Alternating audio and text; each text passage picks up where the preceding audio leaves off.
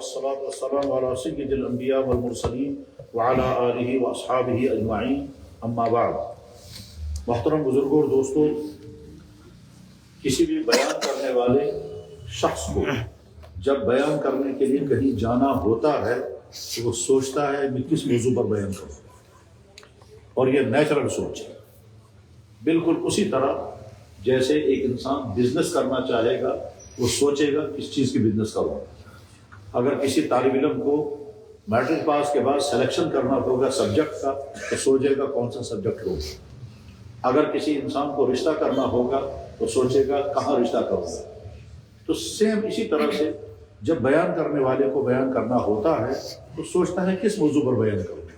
موضوعات ہیں ہزاروں، اور یہ ڈیپینڈ کرتا ہے بیان کرنے والے کا علم کتنا ہے، اور یہ ڈیپینڈ کرتا ہے کہ سوسائٹی پر بیان کرنے والے کی نظر کتنی ہے۔ تو خیر، ہم تو اپنے بارے میں دعویٰ نہیں کر سکتے کہ ہمارا علم بہت وسیع ہے اور سوسائٹی پر بہت گہری نظر ہے، لیکن یہ تو کہہ سکتے ہیں کہ جو تھوڑا ہم نے پڑھا ہے اسی کی روشنی میں کچھ باتیں عرض کرنی ہیں۔ تو جب میں یہاں آ رہا تھا تو میں سوچا تھا مجھے بیان کرنا ہے تو کس موضوع پر بیان کروں گا۔ تو موضوع کا بیان کرتے کرتے پھر مجھے ایک چیز ذہن میں آئی کہ وہیں سے سٹارٹ کرتا ہوں۔ یہ چیز مجھے پہلی مرتبہ ذہن میں آئی، اس سے پہلے نہیں آئی، اور کوئی نئی بات نہیں ہے، روٹین کی بات ہے، لیکن پہلی مرتبہ اس طرح کی ترتیب ذہن میں آئی ہے۔ عرب کے ملکوں میں ایک ملک بہت مشہور ہے، اس کا نام ہے یمن۔ اس یمن کا نام آپ نے خوب سنا ہوگا۔ یمن کی بہت ساری خصوصیات ہیں، ان خصوصیات میں سے ایک خصوصیت یہ ہے کہ جب یمن سے مال غنیمت جناب رسول اکرم صلی اللہ علیہ وسلم پہنچا تھا تو آپ نے فرمایا کہ یہ میری قوم کا مال غنیمت ہے، میری قوم۔ فرمایا تھا یمن والوں۔ کیوں کہا تھا یمن والوں کو؟ اس لیے کہ حضرت اسماعیل علیہ السلام جو حضرت ابراہیم علیہ السلام کے صاحبزادے ہیں، ان کا نکاح جس خاتون سے ہوا تھا وہ یمن کی تھی، اور وہی نسل آگے چلی ہے تو جناب رسول اکرم صلی اللہ علیہ وسلم دنیا میں تشریف لائے۔ تو حضرت اسماعیل کی بیوی یمن کی، جس اسماعیل کی نسل آگے چلی ہے تو جناب رسول اکرم صلی اللہ علیہ وسلم ہوئے۔ اسی طرح سے یمن کی خصوصیت یہ ہے کہ اللہ کے نبی علیہ السلام نے فرمایا ایمان تو یمن والوں کا ہے، دانائی تو یمن والوں کے اندر ہے، الایمان یمانی والحکمت یمانیت، یہ اللہ کے نبی نے فرمایا۔ مکہ اور مدینہ کے بعد سب سے زیادہ جس خطے نے اللہ کے نبی کا سپورٹ کیا وہ یمن کا علاقہ تھا، اور یمن کے ساتھ اسلامی تاریخ بڑی عظیم وابستہ ہے۔ مثلا یمن کے لوگوں نے سب زیادہ اسلام قبول کیا، باقی علاقوں کے لوگوں کو اتنا اسلام قبول نہیں کیا مکہ اور مدینہ کے علاوہ۔ یمن میں بے شمار واقعات پیش آئے، اس کی ڈیٹیل کا وقت مجھے نہیں ہے، لیکن یہ یمن کا تذکرہ کیوں آیا؟ وہ اس وجہ سے آیا کہ جناب رسول اللہ صلی اللہ علیہ وسلم نے یمن کے لیے 2 گورنر بھیجے اور یمن کے 2 حصے کر دیے۔ جب اسلام وہاں پھیل گیا تو یمن کے آپ نے 2 پراونس بنائے اور 2 آدمیوں کو گورنر مقرر کیا۔ ایک آدمی کا نام تھا ابو موسیٰ اشعری اور دوسرے آدمی کا نام تھا معاذ بن جبل۔ یہ دونوں عظیم صحابہ ہیں، اور ان کو اللہ کے نبی نے یمن کا گورنر بنا کر روانہ کیا۔ جس وقت معاذ بن جبل کو رخصت کر رہے تھے اس وقت اللہ کے نبی نے ان کو نصیحتیں کی۔ ان نصیحتوں میں سے ایک بات یہ بھی کہی کہ دیکھو معاذ، اب جب تم واپس یہاں مدینے آؤ گے تو مجھ سے تمہاری ملاقات نہیں ہوگی، یہ آخری ملاقات ہے۔ اس وقت معاذ کے دل پر چھریاں چلی ہوئی، کس طرح اس نے برداشت کروں کہ بس اس نے کیا آخری ملاقات حضور، مگر نیرم چزور جانا ہے کیونکہ اللہ کے نبی کا آرڈر تو روانہ ہو گئے۔ یہی معاذ بن جبل ہے جب اللہ کے نبی نے تو فرمایا تھا جب تم یمن جاؤ گے اور وہاں تمہارے سامنے معاملات پیش آئیں گے کیسے فیصلہ کرو گے؟ انہوں نے کہا قرآن سے فیصلہ کروں گا، کتاب اللہ سے، اقضی بکتاب اللہ۔ پھر اللہ کے نبی نے فرمایا اگر کتاب اللہ میں کوئی حکم نہیں ملا پھر کیسے کرو گے؟ انہوں نے کہا اقضی بقضاء رسول اللہ، آپ نے جو ارشادات فرمائے ہیں اس سے میں یمن کے ان معاملات کا فیصلہ کروں گا۔ آپ نے فرمایا اگر میری حدیث میں بھی نہیں ملا پھر کیا کرو گے؟ فَإِلَّمْ تَجِدْ، اگر نہیں ملا گا پھر کیا کرو گے؟ اس کا مطلب یہ ہوا کہ ایسے معاملات پیش آ سکتے ہیں جن معاملات کے متعلق قرآن بھی خاموش ہوگا، حدیث بھی خاموش ہوگا، کیونکہ اللہ کے نبی فرما رہے ہیں۔ اللہ کے نبی نے فرمایا بما تقضی یا معاذ، اے معاذ وہاں جا کر فیصلہ کیسے کرو گے؟ قال اقضی بکتاب اللہ، اللہ کا قرآن سامنے رکھ کر فیصلہ کروں گا کسی بھی معاملے میں۔ آپ نے فرمایا فَإِلَّمْ تَجِدْ، اگر نہیں ملے گا تو کیا کرو گے؟ کہا اقضی بقضاء رسول اللہ، آپ نے جو فیصلے سنائے ہیں ان سے فیصلہ کروں گا۔ آپ نے فرمایا فَإِلَّمْ تَجِدْ، اگر نہیں ملے گا پھر کیا کرو گے؟ پتہ یہ چلا کہ سارا دین قرآن و حدیث میں بیان نہیں ہوا، تو پھر سارا دین کیسے آئے گا؟ جواب ہے آگے امت میں طبقہ پیدا ہوا ہے جن کو کہتے ہیں فقہاء اسلام، انہوں نے ان تمام مسائل کو ڈیٹیل کے ساتھ بیان کر دیا جن کو قرآن اور حدیث میں مبہم چھوڑ دیا تھا، اور ہر زمانے میں اجتہاد ہوتا رہے گا اور دین کے ہر نئے مسئلے کا جواب نکلتا رہے گا۔ معاذ بن جبل رضی اللہ تعالیٰ عنہ نے کیا فرمایا؟ آپ نے فرمایا اگر قرآن میں اور میری حدیث میں فیصلہ نہیں ملے گا تو کیا کرو گے؟ انہوں نے کہا اجتہد برأیہ، میں اجتہاد کروں گا، ولا آلو، اور کوئی کوتاہی نہیں کروں گا۔ تو اللہ نے فرمایا بہت اچھا، الحمدللہ الذی وفق رسول اللہ لما یحب اللہ ورسولہ، یا اللہ آپ کا شکر ہے، میں جس کو قاصد بنا کر کے بھیج رہا ہوں آپ نے اس کو وہ توفیق عطا کر دی جس سے میں بھی راضی آپ بھی راضی۔ کیا پتا چلا؟ یعنی دین کے وہ معاملہ جن معاملات کے بارے میں قرآن بھی خاموش ہوگا، حدیث بھی خاموش ہوگا، ان معاملات کا فیصلہ کرنا ہوگا اجتہاد کے ذریعے، اور اجتہادی کے ذریعے سے دین آگے چلتا رہے گا، قیامت تک چلتا رہے گا۔ ہر وہ مسئلہ جس کا حکم قرآن میں ہے کلیئر، اس میں کوئی اجتہاد کی ضرورت نہیں، ہر وہ مسئلہ جو حدیث میں ہے کلیئر، اس میں کسی اجتہاد کی ضرورت نہیں، اور وہ مسئلہ جو قرآن میں بھی نہیں ہوگا حدیث میں بھی نہیں ہوگا اس کے لیے اجتہاد کرنا ہوگا، اور اجتہاد کر کے ہی فیصلہ سنایا ہوگا۔ اور اجتہاد کی تاریخ فقہ اسلام کی روشن ترین تاریخ ہے، مجھے اس کو بحث نہیں اس وقت کرنی ہے، مجھے جو بات عرض کرنی ہے وہ کیا ہے کہ وہ مجھے اس وقت بات جو عرض کرنی ہے وہ یہ ہے کہ جناب رسول اللہ صلی اللہ علیہ وسلم نے جو معاذ بن جبل اور ابو موسیٰ اشعری کو یمن روانہ فرمایا تو نصیحتیں کرتے ہوئے فرمایا، کیا فرمایا؟ بشرا ولا تنفرا ویسرا ولا تعسرا، میرا دین سنانا اس میں بشارتیں زیادہ ہونی چاہیے، میرا دین سنانا اس طرح سے نہیں کہ لوگوں کو میرے دین سے نفرت ہو جائے، میرا دین بیان کرنا اس طرح سے لوگوں کو دین آسان معلوم ہو جائے، میرا دین اس طرح سے لوگوں کو سنانا کہ لوگوں کو دین مشکل نظر نہ آئے۔ یہاں سے پتہ چلتا ہے کہ ہمارا نبی اپنا دین پیش کرنے کے لیے کون سا پیٹرن استعمال کرتا ہے، اچھی سمجھ کہ سون نبی یہ دین پیش اس کرنا کم انداز ایسے پیش کرنا، بشرا میرے دین کو اس طرح پیش کرنا کہ لوگوں کو بشارت ہو، ہاں اگر ہم دین پر عمل کریں گے بہت اچھا ہوگا، ولا تنفرا میرا دین اس طرح پیش مت کرنا کہ امت کو مشکل لگے، مشکل ہے سچی کچھ کہنا پڑا، ویسرا میرا دین آسان بنا کر کے پیش کرنا، ولا تعسرا میرا دین تنگ بنا کر کے پیش مت کرنا۔ پھر ایک جگہ بخاری حدیث میں بخاری شریف میں وتتاوا، اور ایک جگہ فرمایا تم آپس میں مل جل کر کے کام کرنا، آپس میں ٹکرانا ہو۔ اس سے کیا پتہ چلا؟ اس سے پتہ چلا کہ دین پیش کرنے کا ایک پیٹرن وہ ہے کہ جس میں انسان ڈانٹ ڈپٹ کرتا ہے، تان و تشنیع کرتا ہے، برا بلا کہتا ہے اور کہتا ہے تو کس مسلمان، ایک شکل یہ ہے، دوسری شکل یہ ہے ہم دین اس طرح سے پیش کریں کہ لوگوں کے دل میں آبادی ہو جائے، لوگوں کو دین سوٹ کرنے لگے، لوگوں کو دین پسند آنے لگے اور ہمت آ جائے، نہ کہ ہمتیں ٹوٹ جائیں۔ یہ سارا سوچ کر کے اب میں یہاں سے آگے عرض کرتا ہوں، اب توجہ کے ساتھ سنیں میرے بھائی، ہم بہت خوش قسمت ہیں، ہم بہت ہی زیادہ خوش قسمت ہیں، واریہ زیادہ خوش قسمت۔ کیا اس لیے کہ اس کائنات کا سب سے سچا دین اللہ نے ہم کو عطا کیا ہماری قربانی کے بغیر۔ ایمان والے کے گھر میں اللہ نے ہم کو پیدا کیا، ہم ایمان والے، ہم سے کوئی مطالبہ اللہ نے نہیں کیا، ہم کو کوئی مصیبت میں نہیں ڈالا۔ میں اگر اور مثال میں سمجھانا چاہوں تو میں کہہ سکتا ہوں اس طرح سے، صرف سمجھانے کے لیے، ورنہ پانی مثال سے آسان ہے، اپنی مثال سمجھانے کے لیے میں عرض کروں گا۔ میں جس گاؤں میں بیکورڈ ترین گاؤں، واریہ زیادہ بیکورڈ، تو تصور کرے تو تھا بیکورڈ علاج، اس بیکورڈ ترین گاؤں میں جہاں میں پیدا ہوا، ہمارا گھر اور ہمارے پڑوس میں ایک گھر تھا، آج بھی ہے وہ گھر، وہ غیر مسلم اور اسی کا اس گھر یادگار مزاو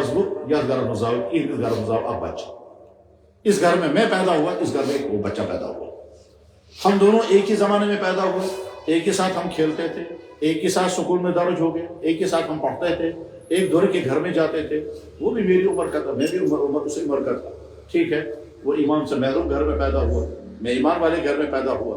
میں سوچتا ہوں خدایا اگر آپ نے فیصلہ کیا ہوتا میں اس گھر میں ہوتا وہ اس گھر میں ہوتا تمہیں کہاں ہوتا. اچھا یہ بات سمجھ اچھے جس دن ہم اس دنیا میں آئے ہیں اسی دن اسی گھنٹے میں اسی منٹ پر اسی سیکنڈ میں دنیا میں 100 سے زیادہ بچے آئے ہوتے. کیوں؟ ہر سیکنڈ میں 102 103 104 105 کسی ساتھ 106 107 زیادہ 110 بچے پیدا ہوتے ہیں پر سیکنڈ. اور مرنے والوں کا ریشو کتنا ہے؟ 102 103 104 ریشو قریب ہے. آنے والوں کا ریشو زیادہ ہے، مرنے والوں کا ریشو کم ہے. اس لیے پاپولیشن بڑھتی ہے. کہاں چاہیے بات سمجھ تو سمجھا. آنے والوں کا ریشو تھوڑا سا زیادہ ہوتا ہے. مثلا فرض کیجیے اس سال اگر پیدا ہونے والے 105 ہیں تو ہو سکتا ہے مرنے والے 104. پیدا ہونے والے 110 ہیں، مرنے والے 108 یا 109. اس لیے پیدائی بڑھتی ہے اور مرنے والوں کی زیادہ گھٹتی ہے. ٹھیک ہے. پر سیکنڈ 100 سے زیادہ بچے پیدا ہوتا ہے. یہ طے ہے، یہ ڈاٹا بنا ہوا ہے. اور آج انفارمیشن کا زمانہ ہے، آپ ذرا سا کلک کرو فوراً نکل آئے. تو ہر سیکنڈ میں پیدا ہونے والے بچوں کی تعداد کتنی ہے؟ 100 سے زیادہ. جس سیکنڈ میں ہم پیدا ہوئے اسی سیکنڈ میں 100 سے زیادہ بچے دنیا میں پیدا ہوئے ہوں گے. کون کس گھر میں کہاں واللہ عالم. خدا تعالیٰ کو طاقت تھی، ہم کو پیدا کرتا اس گھر میں اور اس گھر کے بچے کو پیدا کرتا ہمارے گھر میں. وہ ایمان والا ہوتا، ہم کہاں ہوتے؟ اللہ. ہم اپنے زبان سے بھی وہ جملہ نہیں کہیں گے. اللہ نے کتنا کرم فرمایا، کتنا فضل فرمایا، کتنا احسان فرمایا کہ ہم کو ایمان والے کے گھر میں پیدا کیا اور بغیر کسی قربانی، بغیر کسی مصیبت، بغیر کسی پریشانی، بغیر کوئی ظلم سے ہے، بغیر کسی گھر کو چھوڑے ہوئے، بغیر خاندان سے نکلے ہوئے ہم کو گھر کے اندر ایمان کی دولت ملی. ورنہ آج بھی ایمان پانے کے لیے بہت کچھ سہنا پڑتا ہے، بہت جھیلنا پڑتا ہے. کیا کیا سہنا پڑتا ہے، کیا کیا جھیلنا پڑتا ہے وہ ہم نہیں سمجھ سکیں گے. اگر سمجھنا ہو تو ان کی کہانیاں پڑھو، ان کے حالات دیکھو. کن کے حالات؟ کفر سے نکل کر ایمان کی طرف آئے تو پتہ چلے گا کیا کیا ہوتا ہے. اور اگر کوئی آدمی ایسا مل جائے اس سے مل کر دیکھو، پوچھو. ہم کو بھی کبھی ملتے رہتے ہیں، جب ان کے حالات سنتے تو حیران ہوتے. میں دیوبند میں پڑھتا تھا، دوسرے دیوبند امام اسی طرح جیسے امام ہے. دیوبند کی جامع مسجد سکڑ جامع مسجد، فرسٹ جامع مسجد میں ہمارا دوسرا امام تھا. دیوبند کی سکڑ جامع مسجد میں امام تھا. میں نے 5 سال بعد امامت کی. مقتدی کا تعلق ہوتا ہے امام صاحب سے. ایک مقتدی کو میں دیکھتا تھا مگر میں نے کبھی اس سے پوچھا بھی نہیں، اس نے کبھی بات نہیں کی. لیکن مجھے شک ہوتا تھا یہ یہاں دیوبند کا باشندہ نہیں ہے، اس لیے یہ خبر ہے. تو ایک دن وہ وضو کر رہا تھا تو میں نے اس کو وضو کرتا ہوا دیکھا تو اس کے ہاتھوں پر نشان دیکھے. نہ مجھے معلوم تھا. میں نے اس سے کہا عمر تمہارے ہاتھوں پر یہ نشان کیسے ہیں؟ تو اس کو تھوڑی سی ہنسی آئی اور اس کے بعد پھر اس نے کہا نماز کے بعد میں بتاؤں گا. نماز کے بعد میں کمرے میں آیا، نماز پڑھ کر کمرے میں آیا، وہ کمرے میں بھی آیا. وہ مجھ سے پوچھتا ہے امام صاحب آپ کیا پوچھ رہے تھے؟ میں نے کہا عمر بھائی یہ تمہارے ہاتھ میں نشان کیسے ہے؟ تو اس نے تھوڑا سا چہرے پر تبسم آیا، پھر کہا میں نے کبھی نہیں بتایا، میں اصل میں مسلمان تھا ہی نہیں. میں نے کہا اچھا. کہنے لگا میں کچھ اور تھا. میں نے کہا اچھا پھر؟ کہنے لگا جب میں نے اسلام قبول کیا تو میرے گھر والے لوہا گرم کر کے لگا، یہ اسی کے نشان ہے. میں نے کہا عمر تم نے تو بہت مصیبت برداشت کی ہے. کہنے لگا کچھ بھی نہیں ہے، یہ کچھ بھی نہیں. میں نے کہا بہت مشکل ہے. کہنے لگا میرے کمر میں بھی یہی راڑیں لگی ہوئی ہیں گرم کر کر کے، میرے ہاتھوں پر بھی ہیں. کہتا آپ یہ سوچو کہ جب پلاس سے میری زبان کو کھینچتے تھے تب کیا ہوتا ہو. میں نے کہا اچھا. کہنے لگا اس سے زیادہ مشکل یہ ہے کہ جب لیٹرین سے گندگی لا کر میرے منہ میں بھرتے تھے اور میرا منہ بند کر دیتے تھے اور 2.5 گھنٹے تک میرے منہ میں لیٹرین ہوتی تھی، میں نکال بھی نہیں سکتا تھا، اندر اڑیل بھی نہیں سکتا تھا. اس حال میں نے کئی سال گزارے ہیں. میں نے کہا اچھا. لیکن میں نے اپنے ایمان کو نہیں چھوڑا. میرے بھائی اللہ نے ہم سے ایسا امتحان کو ہم سے تو ایسی قربانی نہیں. کہہ سکتے تھے میں بھی تم کو ایسی آزمائش سے گزاروں گا تب میں تم کو ایمان کی دولت دوں گا. ہم سے تو یہ ایک کہانی ہے. آج بھی اگر کہیں کوئی تمہیں ملے گا اس سے پوچھو کیا بیتتی ہے, کیا کیا کرنا پڑتا ہے, کیا جھیلنا پڑتا ہے, کیا حالات کا سامنا آتا ہے. عجیب عجیب کہانیاں ہوتی ہیں. وہ کہانیاں مجھے نہیں سنانی ہیں, وہ واقعات نہیں سنانے ہیں, اور ہیں. اور آج ہمارے ہم یہاں جب کیسا ہوگا آدمی ملے گا تو وہ بتائے گا. ابھی چند دن پہلے بھی مجھے ملے کیا ایسی دردناک کہانیاں کہانی سنا تو کہتے تھے تم لوگ تو کہتے ہو انصار مدینہ, آج کون تم میں سے ہمارے لیے انصار؟ میں نے کہا کوئی بھی نہیں, ہم انصار نہیں. اپنی دکھ بھری کہانیاں سنا کر کہتے آج کوئی تم میں سے انصار نہیں ہمارے لیے. میں نے کہا کوئی بھی, ہم کروڑوں میں ہیں, ہم اربوں میں ہیں, مگر کوئی انصار نہیں. ہم کہتے ہمیں کوئی مدد چاہیے, ہم کچھ مدد نہیں کر سکتے. خیر, اللہ نے ہم سے قربانی نہیں لی, ایمان کی دولت گھر میں عطا کی, ایمان والا بنایا. الحمدللہ رب العالمین. ہم بہت خوش قسمت ہیں, بہت خوش قسمت ہیں. اس لیے خوش قسمت ہیں کہ اللہ کے نبی نے جن کو مبارکباد کی 7 مرتبہ, ہم اس میں شامل ہیں. خدا سے نبی جمن مبارک اور مجھے سیٹیلیٹی اشت المشہم حدیث میں ہے, اور حدیث زبردست مشہور حدیث کی کتاب ہے تاشنا مسند احمد ابن حنبل. حدیثوں کی پیٹرن ہوتی ہے, حدیثوں کی قسمیں ہوتی ہیں الگ الگ کتابوں کی. جب کوئی محدث کتاب لکھنا چاہتا ہے تو پہلے وہ پیٹرن طے کرتا ہے کہ کون سے والا قسم لکھوں گا. اس میں ایک قسم ہے تاشنا مسند, تو خاص انداز حدیث لکھو. امام احمد ابن حنبل امام بخاری کے استاد ہیں اور امام شافعی کے شاگرد ہیں. امام احمد ابن حنبل نے حدیث جو کتاب لکھی ہے اس کتاب کا نام ہے مسند احمد ابن حنبل. اس میں 20-30 ہزار حدیث ہیں, بخاری سے بھی زیادہ حدیث اس میں ہے. امام احمد ابن حنبل نے اپنی حدیث کی کتاب میں حدیث نقل کی, اور وہاں سے چھوٹی کتاب میں آ گئی کتاب سے مشکات شریف. مشکات شریف میں بھی حدیث ہے. جناب رسول اللہ صلی اللہ علیہ وسلم فرمایا طوبیٰ لمن رآنی وآمن بی وطوبیٰ 7 مرات لمن لم یرانی وآمن بی. خوشخبری اور مبارک, خوشخبری اور مبارک اس انسان کو جس انسان نے مجھے دیکھا ہوگا اور ایمان قبول کیا ہوگا. یہ صحابہ کرام کے بارے میں. پھر آپ نے فرمایا وطوبیٰ 7 مرات, 7 مرتبہ مبارک اس انسان کو جس نے مجھے دیکھا تو نہیں ہوگا پھر بھی کہتا ہوگا میرا نبی محمد رسول اللہ. یا اللہ ہم اس میں شامل. اور یہ بات ایک جگہ اللہ کے نبی علیہ السلام نے ایک اور انداز سے کہی, اور وہ انداز بالکل ایسے ہے جیسے کہیں گے باپ اپنے بیٹے سے کہتا بیٹا تم نہیں سمجھ سکتے میرے دل میں تمہاری کتنی محبت ہے, تم نہیں جان سکتے میرے دل میں کتنی محبت ہے, تم نہیں جان سکتے میرے دل میں تمہاری کتنی محبت ہے, تم نہیں بتا سکتے میں نے تیرے لیے کیا کیا کیا. بار بار کہہ رہا ہے. یہ کہنے کا سٹائل ہوتا ہے. ٹھیک, اللہ تعالیٰ بھی قرآن کریم کہتے ہیں ایک آیت فَبِأَيِّ آلَاءِ رَبِّكُمَا تُكَذِّبَانِ فَبِأَيِّ آلَاءِ رَبِّكُمَا تُكَذِّبَانِ. اسی طرح سے اللہ کے نبی نے فرمایا, کیا فرمایا, میں ترجمہ کر رہا ہوں وہ سنیں. اللہ کے نبی فرمایا مبارک اس انسان کو جس نے مجھے دیکھا اور ایمان قبول کیا, اور مبارک, بہت ہی مبارک, بہت ہی مبارک, بہت ہی مبارک, بہت ہی زیادہ مبارک, بہت ہی زیادہ مبارک, بہت ہی زیادہ مبارک اس ایمان والے کو جس نے مجھے دیکھا تو نہیں ہوگا پھر بھی کہتا ہوگا میرا نبی محمد رسول اللہ. اتنے حضور ہے. ہم اس قسم سب میں شامل ہیں, چاہے سب سے اخیر میں, لاسٹ کے صفحہ تو مگر 6 میں. کیوں؟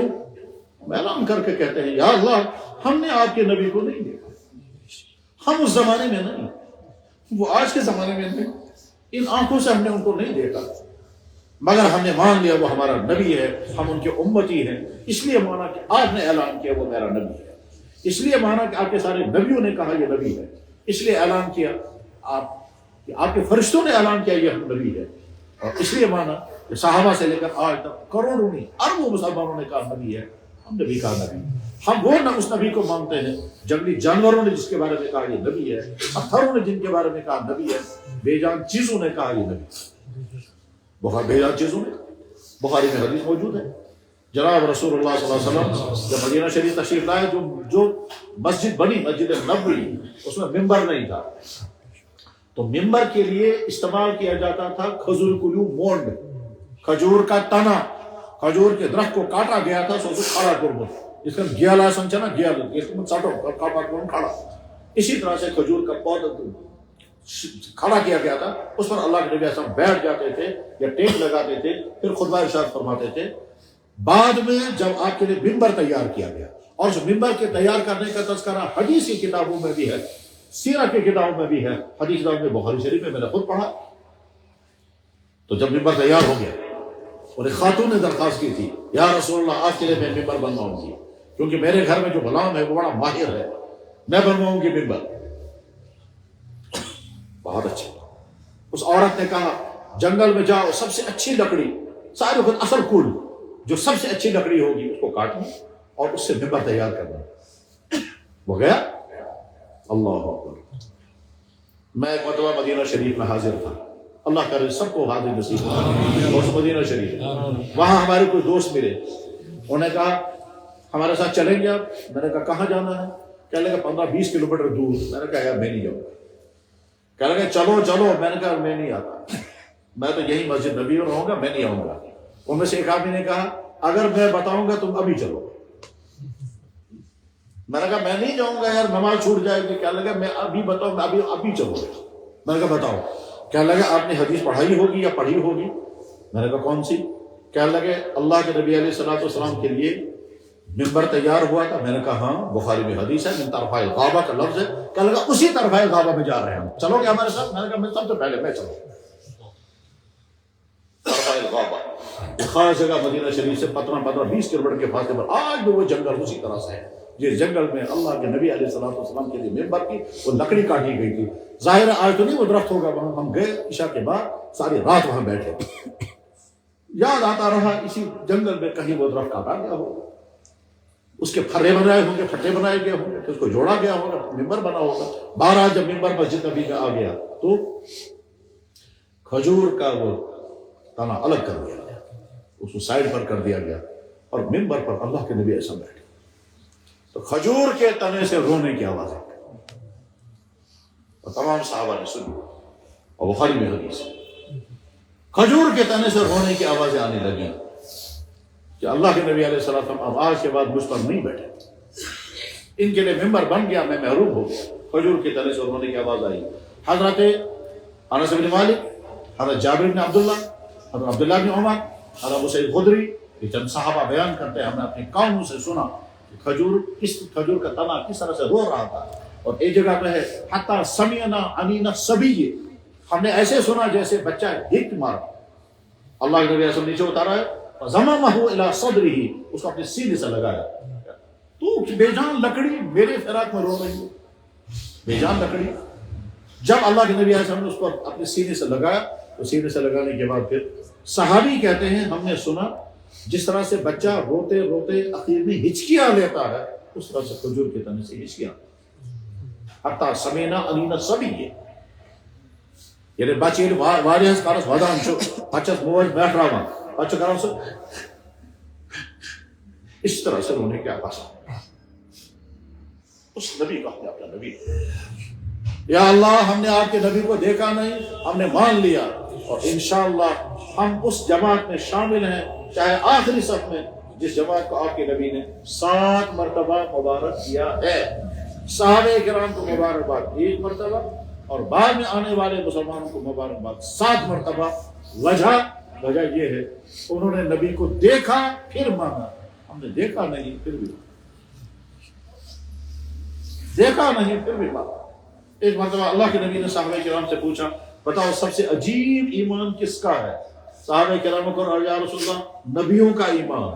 اللہ کے نبی نے فرمایا نبیوں کا ایمان عجیب، مشکات حدیث ہے، نبیوں کا ایمان سب سے عجیب نہیں ہے، ان پر وحی نازل ہوتی ہے، وہ گناہوں سے معصوم۔ صحابہ کرام نے عرض کیا پھر فرشتوں کا ایمان سب سے عجیب ہوگا؟ اللہ کے نبی نے فرمایا فرشتوں کا ایمان بھی عجیب نہیں، وہ بھی گناہوں سے معصوم ہوتے ہیں۔ صحابہ کرام نے عرض کیا پھر ہمارا ایمان عجیب ہے؟ اللہ کے نبی نے فرمایا تمہارا ایمان کیا عجیب ہے، تم نے تو مجھے دیکھا، میں تمہارے سامنے ہوں۔ صحابہ کرام نے عرض کیا یا رسول اللہ پھر کس کا ایمان عجیب ہے؟ فرمایا اس امتی کا ایمان عجیب ہے جسے مجھے دیکھا نہیں ہوگا، پھر بھی کہتا ہوگا میرا نبی محمد رسول اللہ۔ یا اللہ ہم اس میں شامل ہیں، ہم نے نہیں دیکھا، لہٰذا بہت خوش قسمت۔ اب جب ہم خوش قسمت ہیں اس خوش قسمتی کے بعد مایوس نہیں ہونا۔ اس کی وجہ سے مایوس، کہ شرکی ہم کچھ بھی نہیں، کیوں خوش نہیں ہیں؟ اللہ نے سب سے بڑا رحم ہم پر کیا. اگر دنیا کے انسانوں کو زندگی دی، ہمیں بھی زندگی دی. اگر ان کو عیش و عشرت، ہمیں بھی عیش و عشرت. اگر ان کی باڈیاں ٹھیک ہیں، ان کو دیکھنے کو آنکھیں ہمارے پاس بھی ہیں، ان کو سننے کے لیے کان ہیں، دیکھنے کے لیے آنکھیں ہیں، بولنے کے لیے زبانیں ہیں، گھر ہیں، ماں باپ ہیں، اسٹیٹس ہے، ملازمتیں ہیں، دولتیں ہیں، گاڑیاں ہیں، ان کے پاس ہیں، ہمارے پاس بھی ہیں. ٹھیک ہے، ان کے پاس ایمان نہیں ہے، ہم ایمان والے. اور اگر ہمارے پاس ایمان نہ ہوتا اور باقی سب کچھ ہوتا، کیا بنتے؟ زیادہ زیادہ فرعون بنتے. انجام فرعون جیسا ہوتا، ٹھیک، انجام وہی تباہیوں کا ہوتا. اور پھر ایمان نہ ہوتا تو اللہ کیا فرماتے ہیں؟ بدترین مخلوق، بدترین مخلوق. اللہ فرماتے ہیں ان الذین کفروا من اہل الکتاب والمشرکین فی نار جہنم خالدین فیہا اولئک هم شر البریہ. اللہ کی زمین پر رہ کر، اللہ کی پیدا کی ہوئی ساری چیزیں کھا کر، ہوا کے بغیر زندہ نہیں ہے، اللہ نے ہوا پیدا کی. پانی کے بغیر زندگی نہیں ہے، سب کہتے ہیں نو واٹر نو لائف. پانی نہیں تو زندگی بھی نہیں، پانی اللہ نے اتارا. اللہ بارش روک دیتے ہیں، انسان کچھ نہیں کر سکتے، مجبور ہو جاتے ہیں بے صلاۃ استسقاء پڑھنے کے لیے. خدا گون سوچ ساری ٹیکنالوجی فیل ہو جاتی ہیں اگر بارش نہیں اترے گی. اللہ تعالیٰ کہتے ہیں بارش بھیج، اپنے کر پہنچ رہے. تو پانی کے بغیر زندگی نہیں. غذائیں، یہ سب کچھ اللہ نے پیدا کیا. غذائیں پیدا کی، پانی اتارا، ہوا پیدا کی، جوان زندگی عطا کی، جانور پیدا کیے، پھل پیدا کیے، سبزیاں پیدا کی، اناج پیدا کیے، وہ سب کچھ جس سے زندگی گزار رہے ہیں. تو وہ انسان جو ان تمام چیزوں کو استعمال کر کے پھر کہتا ہے میں اس خدا کو نہیں مانتا جس نے یہ سب کچھ بنایا، اور میں اس خدا کو کی بات ماننے کے لیے میں تیار نہیں، اسی کو اللہ کہتے ہیں بدترین مخلوق ہے. بس یہ میں نے زمین پر ہاں چھاواں سو سوری یہ کیسا میں پود پر پچونا اس مانوں میں خدا بدترین مخلوق. اللہ اب اس میں شامل نہیں. اور وہ بھی آپ کا احسان ہے، ہمارا کوئی کارنامہ نہیں، ہمارا کوئی، ہم نے کچھ نہیں، آپ نے، ہم نے درخواست بھی نہیں دی تھی یا اللہ، ہمارا کوئی حق بھی آپ کے ذمہ نہیں تھا، آپ فیصلہ کر دیتے وہاں. چنانچہ بے شمار غیر مسلم سوال کرتے ہیں خدا نے ہم کو کافر کے گھر میں پیدا ہو گیا، ہم کافر بن گئے، ہمارا کیا قصور ہے؟ اور تم کو مسلمان کے گھر میں پیدا کیا، تم کو ایمان و ایمان مل گیا، تمہارا کیا کمال ہے؟ ٹھیک ہے جناب، ہمیں نہ کمال کا فیصلہ کرنا ہے نہ قصور کا فیصلہ کرنا ہے، وہ تو الگ فیصلہ ہے. ہمارا کیس وہ نہیں، ہمارا کیس یہ ہے یا اللہ ہم آپ کے شکر گزار ہیں، آپ نے ہم کو ایمان کی دولت عطا فرمائی. ان کے ساتھ آپ کا معاملہ کیا ہوگا یہ اللہ جانے اور وہ جانے. اس میرا پانس یہ سوچو پانس سون کیا مقصد ہے، سون مقصد ہے اللہ نے ہم پر بڑا کرم، بڑا احسان، بڑی مہربانی فرمائی. کوئی مطالبہ، کوئی قربانی، کوئی مشکلات، کوئی، حالانکہ قرآن میں قانون، اللہ نے قرآن میں اپنا روٹین بتایا. قانون میں روٹین میرا یہ ہے کہ جب میں ایمان کی دولت ادا کرتا ہوں تو مصیبت ڈالتا ہوں تاکہ پتہ چلے تم کچے ہو یا پکے. قرآن اللہ تعالیٰ احسب الناس ان یترکوا، لوگوں نے کیا سمجھ رکھا ہے، تم تراؤ کا بھیا لو ان یترکوا، کیا چھوڑ دیں گے ہم کو، ان یقولوا آمنا، جناب اشی ایمان میں پتراؤ بھیا لو. مصیبت ڈالوں گا، مصیبت، اور مصیبت ڈال کر پھر دیکھوں گا کچے ہو یا پکے ہو. اس کے بعد پتہ چلے گا، پکے ہو تو میں سمجھوں گا ہاں ایمان والے ہیں، کچے ہو گئے تو واپس ہے. پھر اللہ فرماتا ہے وَلَقَدْ فَتَنَّا الَّذِينَ مِن قَبْلِهِمْ فَلَيَعْلَمَنَّ اللَّهُ الَّذِينَ صَدَقُوا. میں نے اس سے پہلے بھی ایمان قبول کرنے والوں کو بہت مشکلات میں ڈال کر کے آزمایا اور تفایا، اس سے مجھے پتہ چلتا ہے یہ ایمان قبول کرنے والا کچا ہے یا پکا ہے. یا اللہ آپ نے ہم کو کوئی امتحان نہیں دیا، کوئی مصیبت نہیں ڈالی، کوئی ہمیں سہنا نہیں پڑا، کوئی نہیں سہنا پڑا، بغیر سہے ہم کو. اب جب اللہ نے ہم کو ہی دیا، اب ہماری ڈیوٹی کیا ہے؟ اب پوچھیں اپنے اللہ سے، یا اللہ ایسا کو ڈکلیئر ہم نے طے کر لیا ہم آپ کے بندے ہیں، اور ہم نے ڈکلیئر کر دیا آپ کے نبی کے امتی، ہم نے ڈکلیئر کر دیا آپ ہمارے بہت زیادہ رحم کرنے والے رب ہیں، بہت زیادہ رحم کرنے والے. رحم کرنے کی وجہ میں عرض کرتا ہوں، ہم میں سے کوئی انسان نہیں بتا سکے گا بالغ ہونے سے آج تک میں نے اپنی آنکھ کتنی مرتبہ غلط استعمال کی ہوگی. ہم میں سے کوئی نہیں بتا سکے گا بالغ ہونے سے آج تک میں نے اپنی زبان کتنی مرتبہ غلط استعمال کی ہوگی. بالغ ہونے سے لے کر آج تک میں نے کتنی مرتبہ کتنے کام ایسے کیے ہوں گے جو اللہ کو ناراض کرنے والے تھے. بالغ ہونے سے لے کر آج تک میں نہیں بتا سکتا کتنی مرتبہ نمازیں چھوٹی، کتنی مرتبہ نماز پڑھی مگر دھیان نہیں تھا، کتنی مرتبہ زکوٰۃ ٹھیک طرح سے ادا نہیں ہوئی، کتنی مرتبہ میں نے ماں باپ کی نافرمانی کی، کتنی مرتبہ اپنی بیوی بچوں کے حق تلفیاں کی، کتنی مرتبہ اپنے پڑوسوں کے ساتھ برا سلوک کیا، کتنی مرتبہ دکاندار ہو کر کسٹمروں کے ساتھ دھوکہ کیا، کتنی مرتبہ دفتر میں بیٹھ کر کے عوام پر ظلم کیا، کتنی مرتبہ کہاں کیا کیا کیا، کوئی نہیں بتا سکتا، کسی کو یاد نہیں، کسی کو یاد نہیں، لیکن اللہ تعالیٰ شانہ نے آج تک ہم سے ایکشن نہیں لیا۔ طاقت خدا کا نہیں، پردہ رکھا، کسی کو پتا نہیں کس نے کیا کیا کیا۔ میں اسماعیل چشم پتا نیچے کیا کیا کربت، نششن پتا آوازان کیا کیا کربت، زنان چھن پتا مین خاندارن کا جائے کیا کیا کربت، جناب مختجن کا چھو پتا امام صاحب کیا کیا غلطی جگم سے پتا انسان سے کرتا۔ وہ شخص جو دوسروں کو فتویٰ لکھتا ہے خود کیا کیا کرتا ہوگا، اللہ جانتا ہے، وہ جانتا ہے، سب پر پردہ ہے۔ اللہ تعالیٰ ارحم الراحمین، وہ رحم کر، وہ جناب والا چور موار کاری نہ جوت رحم سے یوت بشس کہا موار سوئی باپ تنگ آ کر کے کہتا نیر میں گھر میں چھئی، اس گھر میں چھئی نہ سے جائے دفعہ گسیم گھر وہی ماں کہتی ہے بلا گئے راچا پچھا سنا آئے ہائے چاہے تبھی تو مومو تیر بیمار گیا گاند ایسے کہ مصطفیٰ یہی وہ شما کیا بار بار جب بچہ نافرمانی کرتا ہے تو وہی ماں کہتی ہے چاہے تبھی تو مومو جب تو ضائع چاہے نہ زامت ہاں میں آتی نہ سے بہت دکھ، یہی ماں کہتی ہے۔ لیکن اللہ نے کبھی ہم سے نہیں کہا کہ تم نافرمان ہو، کاش میں نے تمہیں پیدا نہ کیا تھا تم نافرمان ہو، میں نے تمہیں ایمان دیا تھا، اس کے باوجود تمہاری زندگی کافروں جیسی زندگی ہے۔ اللہ اب جب اللہ نے ہم کو ایمان کی دولت عطا فرمائی ہے تو ہم مایوس نہیں ہوں گے، ہم افسوس نہیں ہیں، ہم کہیں گے یا اللہ بہت غلطیاں ہوئی ہوں گی، بہت غلطیاں ہوئی ہوں گی، ہمیں تسلیم ہے، اور اچھ چیز ایسے موجود، ان آنکھوں سے غلطیاں ضرور ہوئی ہوں گی، تسلیم، آنکھوں سے غلطیاں ضرور ہوں گی، تسلیم، آپ کے حقوق ادا نہیں کیا ہوں گے، تسلیم، آپ کے آرڈر کا فالو نہیں کیا ہوگا، تسلیم، آپ کے حرام کی وہ چیزوں کو ہم نے نہیں چھوڑا ہوگا، استعمال کی ہوں گی، تسلیم، پر ایک چیز ہمارے پاس ہے، وہ ہے وہ ہمارا سرمایہ ہے، یہ پیشانی ہم نے آپ کے علاوہ کسی کو ہم نے نہیں جھکائی، اور آپ کے نبی محمد رسول اللہ کے علاوہ ہم نے کسی اور کو نبی ماننے کے لیے تیار نہیں ہے۔ ہاں ہم اگر کسی کو نبی مانیں گے تب جب آپ کے نبی کہیں گے، آپ کے نبی نے کہا عیسیٰ کو خدا مانو، ہم نبی مانو، ہم نے مانا، آپ کے نبی نے فرمایا موسیٰ کو خدا مانو، ہم نے مانا، آپ کے نبی نے کہا ابراہیم سے لے کر آدم سے لے کر عیسیٰ تک جتنے نبی آئے ہیں جن کا تذکرہ قرآن میں ان کو نبی مانو، ہم نے مان لیا آپ کے نبی کے کہنے پر، اور آپ کے کہنے پر ورنہ ہم کسی کو نہیں مانتے، اور جن کو آپ نے نہیں مانا ہم ان کو ماننے کے لیے تیار نہیں ہے، چاہے کوئی کیا ہو۔ یا اللہ ایک سرمایہ ہمارے پاس ہے، وہ ہے اشہد اللہ الہ الا اللہ واشہد ان محمد، ہم اعلان کر کے کہتے ہیں کائنات کا خالق و مالک ایک اللہ، ہم اعلان کر کے کہتے ہیں محمد رسول اللہ نبی برحق اور ساری کائنات کے لیے، کوئی نبی دنیا میں جو سچا نبی تھا پوری کائنات کے لیے نہیں ہے۔ ابراہیم علیہ السلام نبی تھے، پوری دنیا کے لیے نہیں تھے، موسیٰ علیہ السلام نبی تھے، یہودیوں کے لیے پوری دنیا کے لیے نہیں تھے، عیسیٰ علیہ السلام بلا شبہ نبی تھے، پورے عالم کے لیے نہیں تھے، انہوں نے کبھی اعلان نہیں کیا میں ساری دنیا کے لیے نبی بن کر آیا، کبھی عیسیٰ علیہ السلام نے اعلان نہیں کیا، کبھی موسیٰ علیہ السلام نے اعلان نہیں کیا۔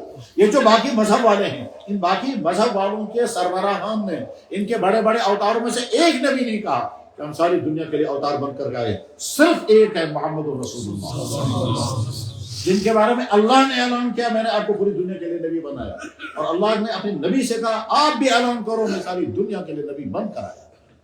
خدایان قربان دے اعلان اور حضرت قربان تجھ کرو اعلان، اس پوری دنیا کا نبی بنے گا۔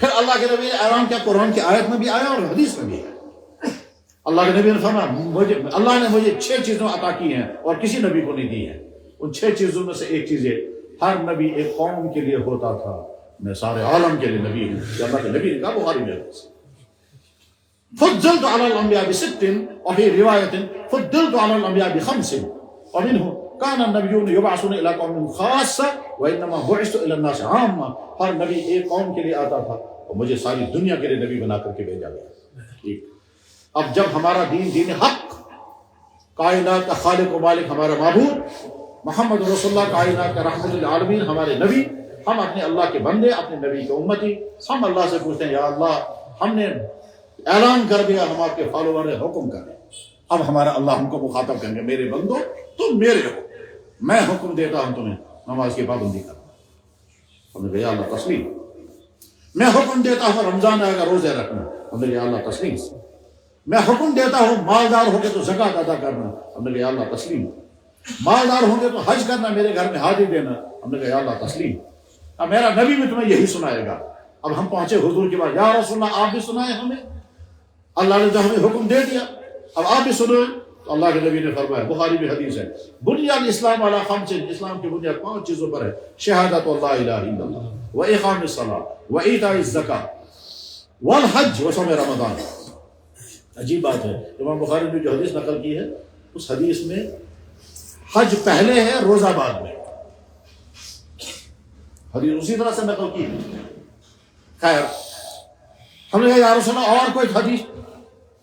تو بخاری میں حدیث ہے، جناب رسول اللہ صلی اللہ علیہ وسلم مجلس میں بیٹھے ہوئے، واقعہ پیش آ گیا۔ اللہ کے نبی علیہ السلام نے کوئی صحابی بھیجے تھے دور کے ایک علاقے نجد میں۔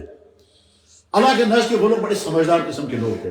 جب اس صحابی نے وہاں جا کر کے کہا، دیکھو بھائی میں اللہ کے نبی کی طرف سے آیا ہوں، میں اللہ کے نبی کی طرف سے آیا ہوں، آپ لوگ نبی کو تسلیم کرو۔ ان صحابہ کرام، انہوں نے سمجھدار لوگ تھے، انہوں نے سوچا اگر ہم تسلیم کریں گے تو کیا پتہ وہ غلط ہوگا، ایسا سب سوچ خدا سے نبی مگر کیا پتہ اچھا تھی کیوں نہ، اور اگر ہم کہیں گے بالکل خدا کا نبی ہے مگر نہیں ہوگا، اور اگر ہم انکار کریں گے تو اللہ کا نبی ہوا تو ہمارے زوال ہے، لہذا انکار کرنا بھی مشکل ہے اور آنکھ بند کے ماننا بھی مشکل ہے۔ نہ کرو اس انکار، نہ کرو تسلیم، پھر کیا کرو؟ ان کا ذمہ دار نے کہا میں کنفرم کر کے آؤں گا، تب تو کوئی فیصلہ نہیں کریں گے۔ روانہ ہو گیا، مہینوں کا سفر کر کے پہنچا وہ مدینہ۔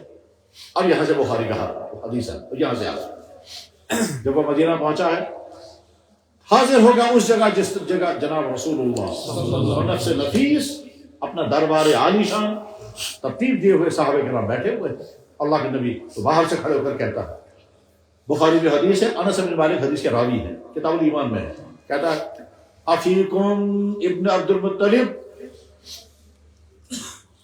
اے بھائیو جب اندر بھی ہی چھو نہ بنتا اندر چھا سن نفر یا سن دعوا چھو بشوس خدا سن نبی اس طرح عبد المطلب سن نیچو چھو سچا اندر آئے تھے، اس طرح اس نے پوچھا افیکم ابن عبد المطلب، او اندر بیٹھے والے لوگوں مجھے بتاؤ عبد المطلب کا بیٹا اندر ہے؟ صحابہ سمجھ گئے کس کے بارے میں پوچھ رہا ہے۔ انس بن مالک کہتے ہیں وقان نبی صلی اللہ علیہ وسلم بین زہران نینا، اللہ کے نبی متکئون بین زہران، تکیہ لگائے تشریف فرما۔ ہم نے اس سے کہا حضور اندر تشریف فرما موجود ہے، آگے وہ اندر آ کر کے سلام ورحمت کچھ نہیں، سیدھے کہتا ہے انی سائلک بمسیء فی المسألۃ، جناب مجھے آپ سے کچھ سوالات کرنے ہیں اور کڑوے انداز سے سوال کروں گا، اللہ تجد علیہ، ناراض نہیں ہونا۔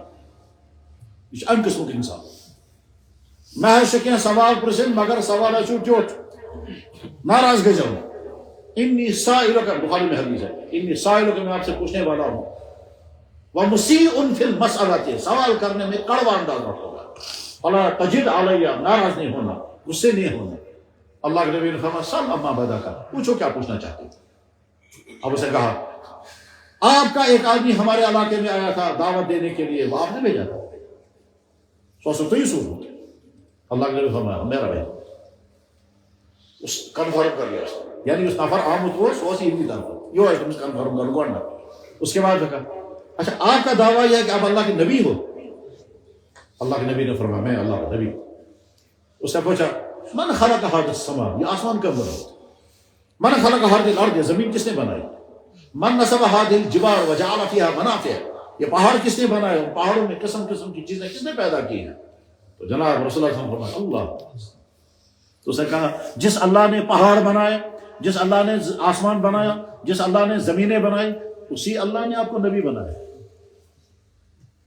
تو اللہ کے نبی فرمایا اسی اللہ نے مجھے نبی بنایا۔ یعنی سمجھو بازار میں اس خدا ہے سنتا ہو کیا نجمالیہ خدا ہے، اچھے نقلی پتل تھے اس میں، اس لیے کنفرم اس نے کیا کہ جس اللہ کے بارے میں ہمارا عقیدہ یہ کائنات کا خالق و مالک ہے، اسی اللہ کی طرف سے اگر یہ نبی ہے تو مانے گا، ورنہ تھوڑے مانے گا۔ کیسا سمجھدار انسان ہے۔ اس کے بعد اس نے کہا وہ جو ہمارے پاس آپ کا آدمی آیا تھا اس نے ہم سے کہا 5 وقت کی نمازیں پڑھنی ہے، کیا ہے یہ نمازیں؟ اللہ کے نبی فرمایا اللہ نے نمازیں 5 وقت کی فرض کی ہے۔ اس نے کہا اللہ ہمارا کا بھی ہے، کیا اللہ نے اس کا حکم دیا ہے؟ حضور نے فرمایا اللہ نے حکم دیا، فرمایا ٹھیک ہے۔ اس نے روزوں کے بارے میں کہا، وہ آدمی جو ہمارے پاس آیا تھا اس نے ہم کو کہا سال بھر میں 1 مہینے کے روزے رکھنے ہیں، اس نے ٹھیک کہا؟ اللہ کے نبی نے فرمایا ہاں اس نے ٹھیک کہا۔ اسے فوراً پوچھا یہ آپ اپنی طرف سے دے رہے ہیں یا اللہ کی طرف سے؟ اللہ ہمارا کا بھی تھا کہ اللہ نے روزوں کو رکھنے کا حکم دیا ہے؟ اللہ کے نبی فرمایا ہاں یہ بھی اللہ کے۔ پھر زکوٰۃ کے بارے میں پوچھا، پھر حج کے بارے میں پوچھا، اس کے بعد اس نے کہا جتنا مجھے کنفرم کرنا تھا پوچھنا تھا میں نے پوچھ لیا، میں آپ سے عہد کرتا ہوں میں کمی کروں گا نہ زیادتی کرتا ہوں، السلام علیکم، یہ کہہ کر روانہ ہو گیا، مسافہ بھی نہیں کیا۔ جناب رسول اللہ صلی اللہ علیہ وسلم فرمایا اگر تم کو جنتی دیکھنا تو دیکھ۔ اور حدیث کے الفاظ ہیں قد افلح ان صدق، یہ کامیاب ہو گیا اگر یہ سچ رہا، یعنی جو وعدہ اس نے کیا اس پر اگر کام رہا ہو تو کامیاب۔ سارے اعمال ہم نے کہا یا اللہ ہم نے سن لیا، نماز بھی فرض، روزہ بھی فرض، زکوٰۃ بھی فرض، حج بھی فرض، یہ ساری ڈیٹیل ہم نے سن لی آپ سے بھی اور آپ کے نبی سے بھی، ہمیں تسلیم۔ ہم پوچھیں گے اللہ اور کیا حکم ہے؟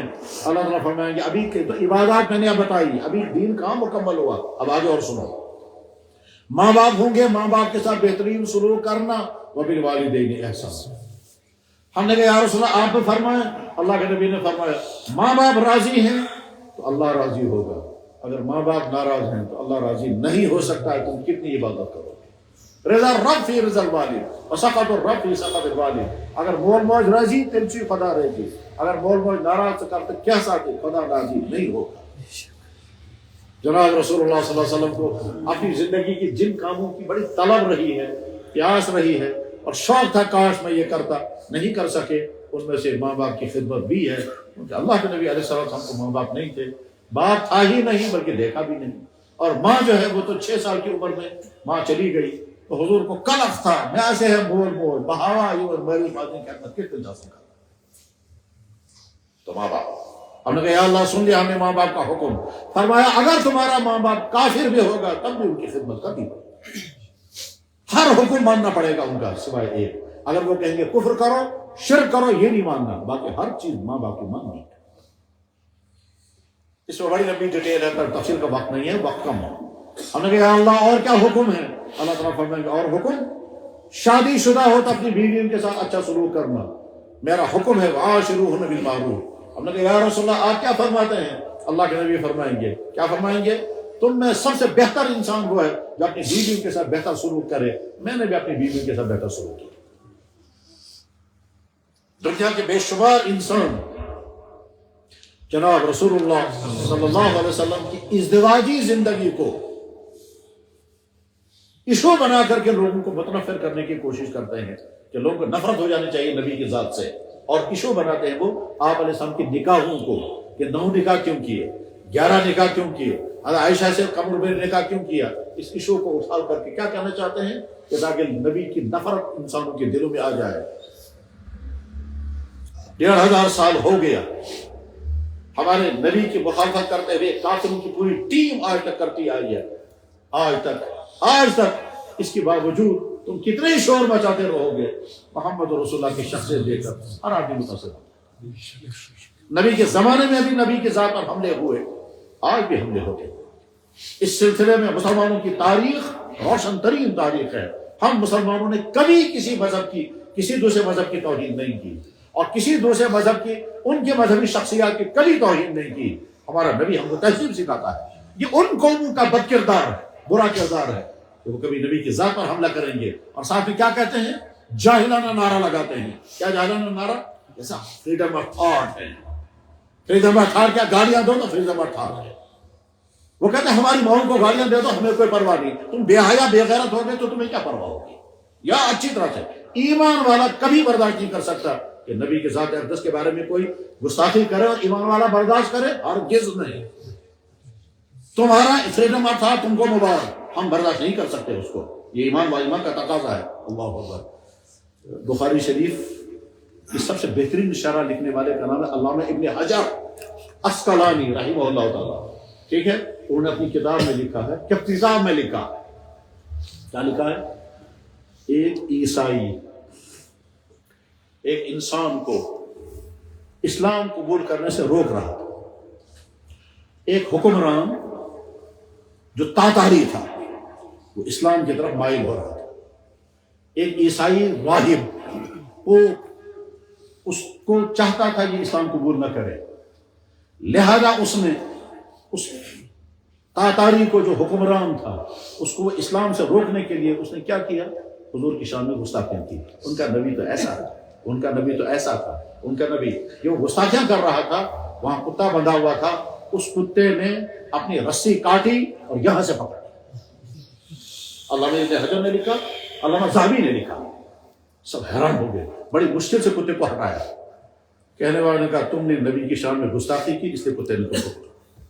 اس نے کہا نہیں، میں اصل میں جو ایسے باتیں کر رہا تھا، اس ایسے باتوں کی وجہ سے کتے نے سمجھا یہ میری طرف اشارہ کر، اس لیے مجھے حملہ کیا. اب تو کتے کو باندھ دو. کتے کو پھر باندھا. وہ اس نے پھر شروع کر دیا، صاحب دیکھیے آپ مسلمان نہیں بننا، ان کا نبی ایسا تھا، ان کا نبی ایسا تھا. یہ جب اس کہنے لگا، کتے نے پھر رسی کاٹی اور یہاں سے پکڑا. اس تاتاری نے فوراً کہا اس سے مجھے ثابت ہو گیا کہ مسلمانوں کا نبی برحق ہے، کتا بھی برداشت نہیں کرتا ہے اس نبی کی توہین. علامہ ابن حجر شارح بخاری لکھتے ہیں، علامہ ذہبی اعلام النبلاء میں لکھتے ہیں. واقعہ عجیب. تو خیر، اللہ کے نبی علیہ السلام نے ہم کو تہذیب سکھائی ہے. جناب رسول اللہ صلی اللہ علیہ وسلم نے کیا فرمایا؟ فرمایا اگر ماں باپ کافر ہوں گے تب بھی ان کی خدمت کرنا. جناب رسول اللہ صلی اللہ علیہ وسلم نے فرمایا اپنی بیویوں کے ساتھ حسن سلوک کرنا. ہم نے کہا یا رسول اللہ تسلیم. اللہ کے نبی علیہ السلام نے فرمایا بیویوں سے کہا اپنے شوہروں کے ساتھ حسن سلوک کرنا. ہم نے کہا یا اللہ تسلیم. یا رسول اللہ، اللہ کا حکم بھی آ گیا، اللہ کے نبی کا حکم بھی آ گیا. ہم کہیں گے یا اللہ اور کیا حکم ہے؟ اللہ اور اللہ کے نبی فرماتے ہیں اپنے بھائیوں کے ساتھ بہتر رویہ برتنا، پراپرٹی کے معاملے میں انصاف کرنا، ظلم مت کرنا، اپنے بھائیوں کا حق مت مارنا، ان کا حق مت کھانا، حسن سلوک کرنا. اتنا حسن سلوک کرنا کہ تمہارا بھائی کہنا چاہیے جیسا میرا بھائی ہے ایسا تو کسی کا بھی نہیں ہے. ہم اپنے سماج میں دیکھتے ہیں اچھا کاشر بوائے بھائیس پشپنا بوائے بھائیس دشمنا. پرت اخ بوائے پوچھ سوچا پنس بھائیس پشپنا سو پنس بھائیس دشمنا. ہم دونوں قسم کے مناظر دیکھتے ہیں، دونوں طرح کے حالات ہمارے سامنے آتے رہتے ہیں. کل بھی میرے سامنے دردناک کہانی آئی تھی. میں نے اپنے ساتھ بچوں سے کہا تو میں نے کہا دیکھو یہ ہے وہ بوائے بھائیس دشمن. اور میرے پاس فون نمبر وہ انتظار میں ہے کب اس نے جواب بتاؤ. اپنے بھائیوں کے ساتھ حسن سلوک کرو، یہ اسلام کا حکم ہے، اللہ کا اور اللہ کے نبی کا حکم ہے. ٹھیک ہے. ہم نے کہا یا اللہ اور کیا حکم ہے؟ اللہ تعالیٰ فرمائیں گے آگے حکم سنو، اپنے پڑوسیوں کے ساتھ بہتر سلوک کرنا میرے دین کا، میرے نبی کا حکم ہے. فرماؤ جناب رسول اکرم صلی اللہ علیہ وسلم واللہ وہ شخص مومن نہیں، وہ شخص مومن نہیں، وہ شخص مومن نہیں. عرض کیا یا رسول اللہ کون؟ فرمایا جو اپنے پڑوسی کو تکلیف پہنچائے وہ مومن نہیں. ہم نے کہا یا اللہ یہ بھی سن لیا ہم، اب اپنے پڑوسیوں کے اچھا سلوک اور کیا حکم ہے؟ فرمایا اگر تم دکاندار ہو تو کسٹمر کے ساتھ اچھا سلوک کرنا، تم ملازم ہو تو کلائنٹ کے ساتھ اچھا سلوک کرنا، تم افسر ہو ماتحتوں کے ساتھ اچھا سلوک کرنا، تم جہاں ہو تمہارے ذریعے سے کسی کو دکھ کسی کو تکلیف نہیں پہنچنی چاہیے. یہ میرا حکم ہے، اللہ کا حکم. جی فرمایا دکاندار سے دیانتداری امانت داری کے ساتھ بزنس کرو گے تمہارا حشر نبیوں کے ساتھ ہوگا.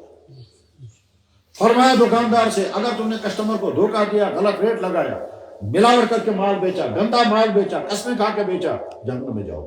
دو حدیثیں ہیں. ایک حدیث میں التاجر الصدوق الامین مع النبیین والصدیقین والشہداء، اور دوسری حدیث میں ہے التجار یبعثون یوم القیامۃ نارا. تجارت کرنے والے کسن جہنم اسمن الا من بر واتقى، بچن صرف وہ بچ جائیں گے جن کی تجارت میں کہیں کوئی غلطی نہیں، صحیح مال، صاف مال، صحیح ریٹ، جھوٹی قسمیں نہیں، ملاوٹ نہیں، دھوکہ نہیں، کسٹمر کے کچھ نہیں. بس اللہ کے نبی علیہ السلام بازار تشریف لے گئے، تاجروں کو مخاطب کر کے کہا یا ایھا التجار، اے تاجروں. تمام تاجر بتاؤ اللہ کے نبی بازار میں تشریف لائے اور ہم کو مخاطب کرنے کے لیے آئے. ہم نے کہا یا اللہ بہت اچھا، ہم نے سن لیا، اور کیا حکم ہے؟ فرمایا اور آخری حکم، آخری نہیں ایک اہم ترین حکم یہ ہے تمہارا رویہ میری تمام مخلوقات کے ساتھ اتنا اچھا ہونا چاہیے کہ نہ تمہاری زبان سے کسی کو تکلیف پہنچے، نہ تمہارے ہاتھ سے کسی کو تکلیف پہنچے، نہ تمہارے قلم سے کسی کو تکلیف پہنچے، کسی چیز سے نہیں. اس کے لیے اللہ کے نبی نے فرمایا اصل پہ توجہ سے سنیں کہ جناب رسول اللہ صلی اللہ علیہ وسلم کھانے کا وقت طواف کرتے کرتے رک گئے اور کعبے کو مخاطب کر پکڑ کے کہا ما اعظمک ایھا الکعبہ، یہ کعبہ تو کتنا محترم، یہ کعبہ تو کتنا معزز ہے، پھر فرمایا قسم اس اللہ کی جس نے مجھے نبی بنا کر بھیجا، مومن کی جان، مومن کا مال، مومن کی عزت تو اس سے زیادہ مت اس چیز مسلمان سے انس بھائی سے بےزتی کا. ہم کیسے مسلمان اپنے بھائی کا مال اڑاتے ہیں؟ ہم کیسے مسلمان ہیں دوسرے مسلمان دوسرے انسان کی جانوں کے ساتھ کھیلتے ہیں؟ اللہ کے نبی تو فرما رہے ہیں مومن کی جان، اس کا مال، اس کی عزت اس سے زیادہ افضل ہے، خانہ کعبہ سے زیادہ افضل. اور بخاری میں حدیث ہے، آپ نے فرمایا اچھی طرح سے سنو میرے بعد، آپ اپنے گردنیں مت مارنا، یاد رکھو تمہاری جانیں، تمہارے مال، تمہاری عزتیں محترم ہیں جیسے خانہ کعبہ محترم، جیسے حرم شریف محترم ہے، ایسے تمہاری جانیں محترم. خبردار اچھی طرح سے عہد کر کے اٹھے، ہماری زبان سے کسی کو تکلیف نہیں پہنچنی چاہیے، ہمارے رویے سے کسی کو تکلیف نہیں پہنچنی چاہیے، ہمارے قلم سے کسی کو تکلیف نہیں پہنچنی چاہیے. فرمایا جناب رسول اکرم صلی اللہ علیہ وسلم، یقول اللہ تعالیٰ شامو فرماتے ہیں، یا عبادی میرے بندو حرمت علیہ الظلم، مشپانس پر حرام کو کنس کر دیں ظلم. اللہ اپنے بارے میں کہتے ہیں، اللہ اپنے بارے میں فرماتے ہیں میں نے اپنے پر حرام کیا بندوں پر ظلم مت کرنا. پھر فرماتے ہیں اے میرے بندو تمہارے ذمہ میں نے حرام کیا ظلم مت کرنا. لہذا والدین اولاد پر ظلم نہ کریں اور اولاد ماں باپ پر ظلم نہ کریں، شوہر بیویوں پر ظلم نہ کریں، بیویاں شوہروں پر ظلم نہ کریں، بھائی بھائیوں پر ظلم نہ کریں، دوست دوست پر ظلم نہ کریں، پڑوسی پڑوسی پر ظلم نہ کریں، حکمراں عوام پر ظلم نہ کریں، کرسی والے افسر اپنی ماتحتوں پر ظلم نہ کریں، کوئی کسی پر ظلم نہ کرے. اللہ اور اللہ کے نبی یہ کہتا ہے، یہی تھی. ہم نے کہا یا اللہ بہت اچھا، اور کوئی حکم اور ڈیٹیل بتائے گا میرا نبی، لیکن تو دوسرا چیپٹر سنو. آپ یا اللہ بالکل دوسرا چیپٹر سنائیے. دیکھو میں تمہارا رب ہوں، میں نے تمہیں سب کچھ دیا، تو میرا یہ نبی رحمت للعالمین ہے، جو چیز تمہارے لیے مضر ہوگی اس کو میں بیان کر دوں گا، تمہیں سمجھ میں آئے یا نہ آئے مگر میں تمہارا رب ہوں، مجھے معلوم ہے کون سی چیز تمہارے لیے مضر ہے. میرا نبی رحمت للعالمین یہ بیان کر دے گا کچھ چیزوں کو، تو مان لینا وہ چیزیں حرام ہیں، کیونکہ میرا نبی تم کا حرام کرو، میں حرام کر رہا ہوں. ہم نے کہا یا اللہ بالکل تسلیم فرمائیں کیا چیز حرام ہے. تو اللہ تعالیٰ پہلی چیز شرک حرام، شرک کی جو بھی قسم ہو، تمہارا یہ محراب میرے علاوہ کسی کے سامنے نہیں جھکنا چاہیے. اس کائنات کا خالق و مالک صرف میں ہوں، کائنات کا سارا نظام میرے ذریعے سے چلتا ہے، باقی کوئی کچھ نہیں کر سکتا، کسی کی بس میں کچھ نہیں ہے. وما تشاؤون الا ان شاء اللہ. میرا نبی کہتا ہے قسم اس خدا کی جس کے قبضے میں میری جان، قسم اس خدا کی جس کے قبضے میں میری جان ہے. تو میرا نبی اپنی جان میرے قبضے میں رکھتا ہے، تو میرے علاوہ کسی کے سامنے تمہاری پیشانی نہیں جھکنی چاہیے. اور اگر تم اپنے ہاتھوں سے اپنا خدا بناؤ گے اور پھر اس کے سامنے سر ٹیکو گے، وہ کیسے خدا ہو سکتا ہے جو تمہارے ہاتھ سے بنا. تو سب سے پہلا جرم ہر چیز اس سے مرد وہ شرک ہے. وَمَن يُشْرِكْ بِاللَّهِ فَقَدْ حَرَّمَ اللَّهُ عَلَيْهِ الْجَنَّةَ. جو شرک کرے گا جنت اس کے لیے حرام. تو پہلا جرم. نمبر 2 ماں باپ کی نافرمانی مت کرنا، تفصیل اس کی آگے. نمبر 3 وہ تمام چیزیں جو تمہارے لیے مضر ہیں وہ میں اور میرا نبی تمہارے لیے حرام کر دیتا ہے. اس میں تمام منشیات، شراب، ڈرگز یہ تمام حرام کر دی گئی ہے. بلکہ منشیات اور ڈرگز کی وجہ سے 10 آدمیوں پر لعنت کی ہے اللہ کے نبی. وہی ڈرگز جو ہماری سوسائٹی میں پھیل رہا ہے، کون لوگ کس طرح سے پھیلا رہے ہیں یہ ان کا، لیکن اچھی طرح سے سمجھے میرے نوجوان بھائیوں، جن تک یہ آواز پہنچ رہی ہے، اگر آپ لوگ بچے ہوئے ہو تو بہت مبارک، آئندہ اپنی اور حفاظت کرنا. نہیں معلوم ہے کہاں سے تمہارا پیچھا کون کر رہا ہوگا. آج ہی جس جگہ میں تھا وہاں ہم نے سنا چھوٹے چھوٹے غریب بچے 12 سال کے بچے جو ہیں وہ ڈرگس کا، اور کوئی نالی میں پڑا ہوا ملا تو کہیں پڑا ہوا ملا. اللہ نے یہ جسم عطا کیا ہے، یہ جسم نہایت قیمتی ہے، اس قیمتی جسم میں اللہ نے سب کچھ عطا کیا ہے. ہم یہ ڈرگس کر کے، زناکاری کر کے، ڈانس سن کر کے، میوزک سن کر کے، ڈانس دیکھ کر کے دراصل جوانی کو آگ لگا دیں. اور وہ آگ کیسے لگتی ہے؟ جب آپ ڈانس دیکھو گے آپ کو جی چاہے گا میں بھی. ڈانس اور میوزک نفاق پیدا کرتا ہے اور انسان کے ایمان کو جلا دیتا ہے، ایسے جلا دیتا ہے جیسے آگ لکڑی کو جلا دیتی ہے. تم رات بھر ڈانس دیکھو، اگر تم نمازی تھے صبح کو جی نہیں چاہے گا نماز پڑھنے کو، اور اگر تم نے نماز پڑھی تو دھیان نہیں رہے گا نماز کے لیے، اور پہلے نماز میں پڑھنے میں مزہ آتا تو نماز چھن جائے گا، کیونکہ تم نے رات بھر وہ چیز دیکھی جس سے اللہ ناراض ہوا تھا. اور یہ خاص طور پر میں اس لیے عرض کر رہا ہوں، اس وقت کے یہاں کے نوجوانوں کا معاملہ انتہائی خطرے میں ہے. اچھی طرح سے سمجھو، اپنی ایمان کی حفاظت کرنا. تمہارے ایمان پر نہ جانے کہاں سے کیا کیا حملے ہوں گے. اور خاص طور پر اگر تم کہیں سوشل میڈیا کے ساتھ جڑے ہوئے ہو تو وہاں ایسے بہت سارے لوگ ہیں جو تمہارے ایمان کو کمزور کر دیں گے. وہاں تو اللہ کی ذات کے بارے میں ایسی تھیوریاں آ رہی ہیں تم کو جناب، ڈارونزم، کہیں نیو ڈارونزم ہے، کہیں کوئی اور ازم ہے، اور اس ازم میں آ کر کے کہیں گے کہ کائنات جو ہے وہ ایوالو ہوئی ہے کہ کریشن ہے، اور کریشن پر ایسے اعتراض نہ کرو تم پریشان ہو جاؤ گے۔ ادھر سے تم کو تھیوریاں معلوم نہیں ہے، اور تھیوریاں معلوم نہیں، اللہ کی ذات کی قدرت نہیں مان، تو پریشان ہو جاؤ گے۔ تو اپنی ایمان کی حفاظت کرنا۔ ایمان پر حملے کہاں سے ہوں گے؟ کم سے کم 3 راستے ہیں۔ 3 نمبر 1 کنفیوژن، یہ تھیوریاں پڑھ کر کنفیوژن ہوگا، یہ لوگوں کے ذریعے سے کنفیوژن آئے گا، یہ تم کو وہ باتیں سننے کو ملیں گی جو اللہ اور اللہ کے نبی نے فرمایا، تمہارے ماں باپ نے سنی نہیں ہوگی، وہ باتیں آپ کو تم کو سنائیں گے۔ چنانچہ اس وقت بے شمار انسان اسی کام میں لگے ہوئے ہیں۔ اولاً تو میں یہ کہوں گا کوئی سوشل میڈیا نہیں، ہم کو اسلام تھوڑے سوشل میڈیا سے سمجھنا ہے، ہم کو اسلام سمجھنا ہے قرآن و حدیث سے، اور اپنے ہاتھوں سے قرآن و حدیث کو سیکھو، نہ کہ سوشل میڈیا اور نہ کہ چینلوں کے ذریعے سے۔ یہ جو لوگ چینلوں کے ذریعے سے تمہیں اسلام سکھا رہے ہیں، اعلان سنا رہے ہیں، کوئی ضروری نہیں ہے وہ صحیح ہے یا نہیں۔ انسان اپنے علاج کرنے کے لیے پہلے کنفرم کرتا ہے جس ڈاکٹر کے پاس میں جا رہا ہوں وہ ڈاکٹر صحیح ہے یا نہیں۔ اپنی باڈی کا علاج ہم ہر ڈاکٹر سے نہیں کراتے ہیں۔ تم اپنا دین سیکھنے کے لیے ہر ایک چینل کھولتے ہو، اور کوئی کچھ ہے اور وہ اسلام پر بولنے لگتا ہے، اور تم سوچتے ہاں یہ تو زبردست کالر ہے۔ آپ کو کیا پتا کون سے کالر کیا کر رہا ہے؟ اچھی طرح سے ہر چیز ہر فیلڈ میں سپیشل چاہیے۔ لا کی دنیا ہے سپیشل چاہیے، انجینئرنگ کی دنیا ہے سپیشل چاہیے، میڈیکل کی دنیا ہے سپیشل ہونا چاہیے۔ یہ دین بیچارہ یتیم ہے، ہر آدمی ٹانگ گھسائے گا۔ کوئی کچھ تھا پہلے وہ بھی بن گیا سکالر، کوئی کچھ تھا وہ بھی بن گیا سکالر، اور نادان لوگ ہر ایک کے پیچھے چلنے لگتے ہیں، یہاں تک کہ آدمی مر گیا اور پیچھے والا کہتے ہیں وہ مہدی تھا، وہ مر بھی گیا اور آج کہتے ہیں مہدی ہے۔